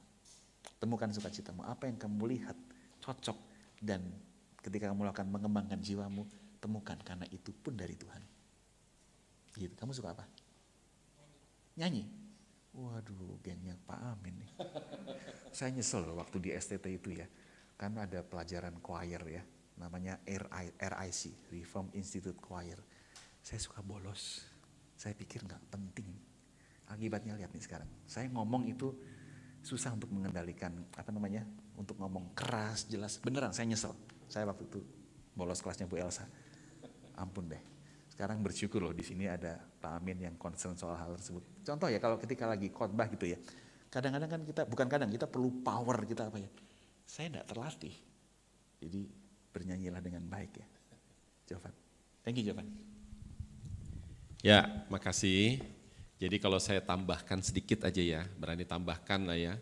Karena Tuhan adalah sang sumber sukacita. Dia suka memberikan sukacitanya kepada kita sekalian. Ya, oke, tadi saya ada satu poin ya yang Pak Daniel sampaikan tuh, saya ada satu poin bagus ya. Itu apa? Itu tadi kan orang-orang non-Kristen. Mereka tuh mencari kebenaran, tapi nggak dapat. Kita yang sudah dapat nggak tahu. Sedih loh. Ya, kebenaran sudah di tangan kita melalui firman-Nya, melalui anugerah umumnya, melalui wahyu khususnya dan sebagainya, wahyu umumnya dan sebagainya, itu sudah di tangan kita. Cuma kita nggak tahu. Ya, maka poinnya adalah apa? Ketahuilah apa yang sudah menjadi kekayaan kita itu, supaya kita makin kaya dan supaya kita makin kagum dengan segala kebaikan Tuhan. Karena kita nggak mungkin mencari kabar baik, kecuali kabar baik yang mencari kita, Tuhan mencari kita. Itu poin yang saya dapatkan tadi dari yang Pak Daniel sampaikan. Oke, yang terakhir, ada lagi yang mau bertanya, silakan. Ya, silakan. Gantian ya. Kalau Jovan hobinya nyanyi, nggak tahu Mas Andang hobinya apa ya? Mungkin pasang listrik kali ya, karena kerja di PLN. Silakan. Kenalkan Pak, semuanya, nama saya Andang. Asli mana Mas Andang? Pati Pak, Jawa Pati Tengah. ya? Iya, Bukan Pati kan? Pati kan? Pati. Ada yang bisa ngomong? Pati. Istri saya nggak bisa loh ngomong TH itu. Ini ya, kalau orang Jawa ngomong batuk. Bisa nggak ngomong? Nah, tetap aneh. Batuk. Nah, itu asalnya Mas Andang dari Pati. Ya, silakan Iya. Mas. Ini saya juga terinspirasi dari Mas Didi ya, dari pekerjaan di seputar keuangan juga Pak. Juga saya pernah dengar dari YouTube juga. Ya ini tentang sistem keuangan juga yang sering diceritakan dan diomongkan di teman-teman saya mungkin yang Muslim ya, yaitu riba Pak. Riba. Di perjanjian lama kan saya baca juga itu tidak boleh untuk mengambil riba dari pekerjaan ya, menghindari itu.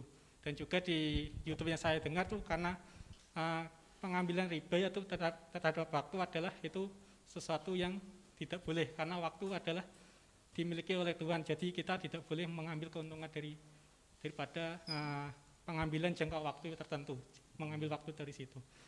Nah itu apakah dan di sistem-sistem keuangan juga banyak di keuangan itu. Jadi bagaimana sih pengertian tangan Kristen itu terhadap riba sendiri, terus bagaimana kalau orang-orang yang terlibat di situ, apakah itu juga ada sedikit berkat, kan ada tiga, berat, yang sulit dan juga berkat untuk semua orang. Apakah itu yang ketiga itu ada mengandung seperti itu? Kayak Nah, itu. Mas Didi itu ya, kerja di tempat yang riba itu ya. Iya, iya. Oke, silakan, ini pertanyaan terakhir ya. Saudara kita akan selesai. Oke, silakan. Baik. Ini karena ini ahli keuangan. Ya, ini tepat Saya- untuk menjawab soal keuangan. Saya lebih baik bercerita secara realistis dari sejarah ya. Dalam arti nggak langsung ada jawabannya tepat, karena perjalanan mencari kebenaran tersebut ternyata Tuhan juga nggak langsung kayak langsung tahu semuanya. Oke. Jadi begini, di masa reformasi itu ya, itu kan gereja cuma satu, namanya gereja. Itu bukan gereja Katolik namanya gereja. Hanya setelah reformasi baru ada Katolik, ada Protestan. Oke, jadi saat itu namanya gereja. Nah, gereja waktu itu tidak menyukai beberapa profesi termasuk pedagang. Kenapa? Karena pedagang itu suka ngambil keuntungan yang tidak pantas dari dagangannya, termasuk dari uang yang berlebih yang dia simpan, itu pun dia pinjamkan kepada orang, tetapi bukan untuk agar orang yang pinjam bisa dagang dan berkembang lagi, tapi untuk mati, ngambil asetnya. Itu jadi bukan cuma riba Pak, itu apa namanya ya, hostile takeover tuh namanya apa ya, dipinjemin uang biar gagal bayar, nanti uangnya diambil, tanahnya diambil. Nah, sekarang gereja ada, terus dunia di luarnya pun ada. Waktu itu yang terjadi prakteknya adalah gini, orang-orang yang kerjaannya nyari uang secara tidak benar, membawa kesesaran buat orang lain, dia tahu dia dosa, dia salah kan? Ini praktek nyata nih. Dia datang kepada gereja, biara-biara itu, doakan kami yang berdosa dong, nanti kami persembahan ke sana. Jadi di sana para biarawan-biarawan di dalam gereja itu pagi saat teduh, nyanyi, memuji Tuhan, berdoa, kelihatannya nggak melakukan dosa. Tetapi kemudian dia ngambil uang dari bukan persembahan lah ya, sumbangan kepada biara. Itu prakteknya yang terjadi. Lalu muncullah Tuhan pakai salah satunya di antara yang lain banyak. Dia bukan cuma sendiri. Salah satunya seorang bapak gereja bernama Johannes Calvin. Johannes Calvin melihat bahwa apa yang terjadi sekarang itu nggak benar. Makanya itu kan ada Luther, ada Johannes Calvin, ada Melanchthon yang lain yang secara bersama-sama Tuhan pakai untuk membawa reformasi. Oke. Nah, apa yang terjadi? Johannes Calvin itu melayani di satu kota. Sebenarnya kalau kita ngomong kampung yang namanya Jenewa. Kampung itu, desa itu adalah tempat orang-orang mengungsi. Karena waktu itu kan perang-perang kan. Sehingga di situ banyak pengungsian yang nanti akan muncul bukan hanya soal keuangan, sandang dan yang lain-lain ya, tapi soal pendidikan, soal kesehatan, soal katekisasi, soal macam-macam. Tapi jadi banyak hal yang kemudian nanti akan Tuhan munculkan prinsip-prinsipnya dari situ. Nah, singkat cerita, di kota yang banyak kesulitan tersebut, Johannes Calvin sebagai salah satu pendeta di kota tersebut, sebagai suatu gembala seperti Pak Amin juga, mendapatkan jemaat yang dari kota lain yang adalah pengungsi. Dia butuh bantuan kesehatan. Setelah disehatkan karena dia sudah bisa dari sakitnya dikasih makan. Sekolah pun juga salah satu mulai dari kota Jenewa. Karena kemudian banyak anak, gimana? Harus disekolahkan. Sekolah pun muncul. Terus habis itu mereka harus kerja. Kerja butuh apa? Butuh modal. Bisa mereka datang kepada orang-orang kaya, pinjam uang dong. Tetapi orang-orang kaya itu, oke, boleh. Kamu bisa kasih apa? Itu bukan suatu transaksi yang adil, transaksi yang baik. Nah, di situ Johannes Calvin memutuskan bahwa orang yang pinjam uang untuk sakit nggak boleh dimintain bunga. Itu memang adalah act of mercy, belas kasih. Jangan ada bunga. Tetapi ada orang-orang yang sehat yang terus kemudian mau beli bibit, terus mau sewa lahan gitu kan ya. Uangnya pinjamkan, mereka tanya, ada bunganya nggak sih punya uang? Waktu itu Calvin berpikir, ada. Tetapi jawabannya adalah bunga yang pantas. Nah, waktu itu penyelidikan berapa sih bunga yang pantas? 5% atau berapa persen? Itu adalah cara paling sederhana untuk menghitung. Misalnya, kita pinjam uang 1 juta buat beli bibit. Berapa lama? Bunganya per tahun misalnya waktu itu 2,5%. Sudah dirasa cukup? Ya sudah. Kenapa? Karena dia mau pakai uang itu untuk menghasilkan keuntungan. Keuntungan tersebut nanti akan dibagi dengan si pemilik uang. Kalau di dalam sistem syariah itu namanya adalah, saya lupa namanya apa ya? Murabaha. Terus sistemnya sebenarnya secara filosofis sama kan? Hanya kemudian ada bahasa-bahasa Arab yang sulit, yang keren ya. Buat saya, logis sekali. Orang pinjam uang milik orang untuk menghasilkan keuntungan. Keuntungan itu harus dibagikan. Setuju dong? Orang syariah maupun orang Kristen setuju kan? Calvin ngambil sederhana, 3% setahun. Hitungannya clear cut dan gampang. Semacam itu. Yang mau saya tunjukkan adalah Calvin waktu itu membuat suatu dobrakan bahwa boleh memberi yang namanya usuri, usuri. Itu kalau orang bahasa Arab namanya riba. Itu bukan riba, itu bukan lagi mau mencekek orang, itu adalah menggunakan aset orang untuk mencari keuntungan. Nah, itu yang saya ceritakan sejarah. Dan ternyata kemudian apa yang dikerjakan Jenewa melebar ke kota-kota yang lain. Protestanisme menyebar ke kota lain. Seorang sosiolog bernama Max Weber. Ini kan kejadian tahun 1600-an ya. Sosiolog bernama Max Weber tahun 1900, kira-kira 5, melihat begini. Negara-negara yang kesejahteraannya maju, dia kan sosiolog ya, negara yang dipengaruhi oleh apa sih? Ternyata mereka melihat negara yang dipengaruhi oleh iman Protestan. Kita perhatikan, negara yang dipengaruhi oleh Islam, Arab, terus kemudian misalnya Afrika, apakah jadi negara yang sejahtera? Jangan ngomong Arab Saudi ya, dia punya minyak. Itu mereka pun sekarang harus pelan-pelan ganti itu, karena minyak akan habis. Apakah negara tersebut sejahtera? Tidak. negara yang di situ banyak dan tradisinya sudah kuno, yaitu Hindu dan Buddha. Apakah negaranya sejahtera? Jangan ngomong Cina sekarang ya, uangnya banyak. Atau kita lihat India dan Cina atau negara-negara Laos, Kamboja dipengaruhi oleh Buddhisme pun bukan negara yang sejahtera. Atau gini, negara yang dipengaruhi Katolik, Spanyol, Amerika Selatan, itu pun juga negara yang bukan negara yang sejahtera. Tetapi negara-negara yang dipengaruhi oleh Protestantisme yang salah satunya adalah kerjakan segala sesuatu untuk Tuhan, gitu ya. Jerman, Inggris, Amerika dengan orang-orang Puritan yang pindah ke sana.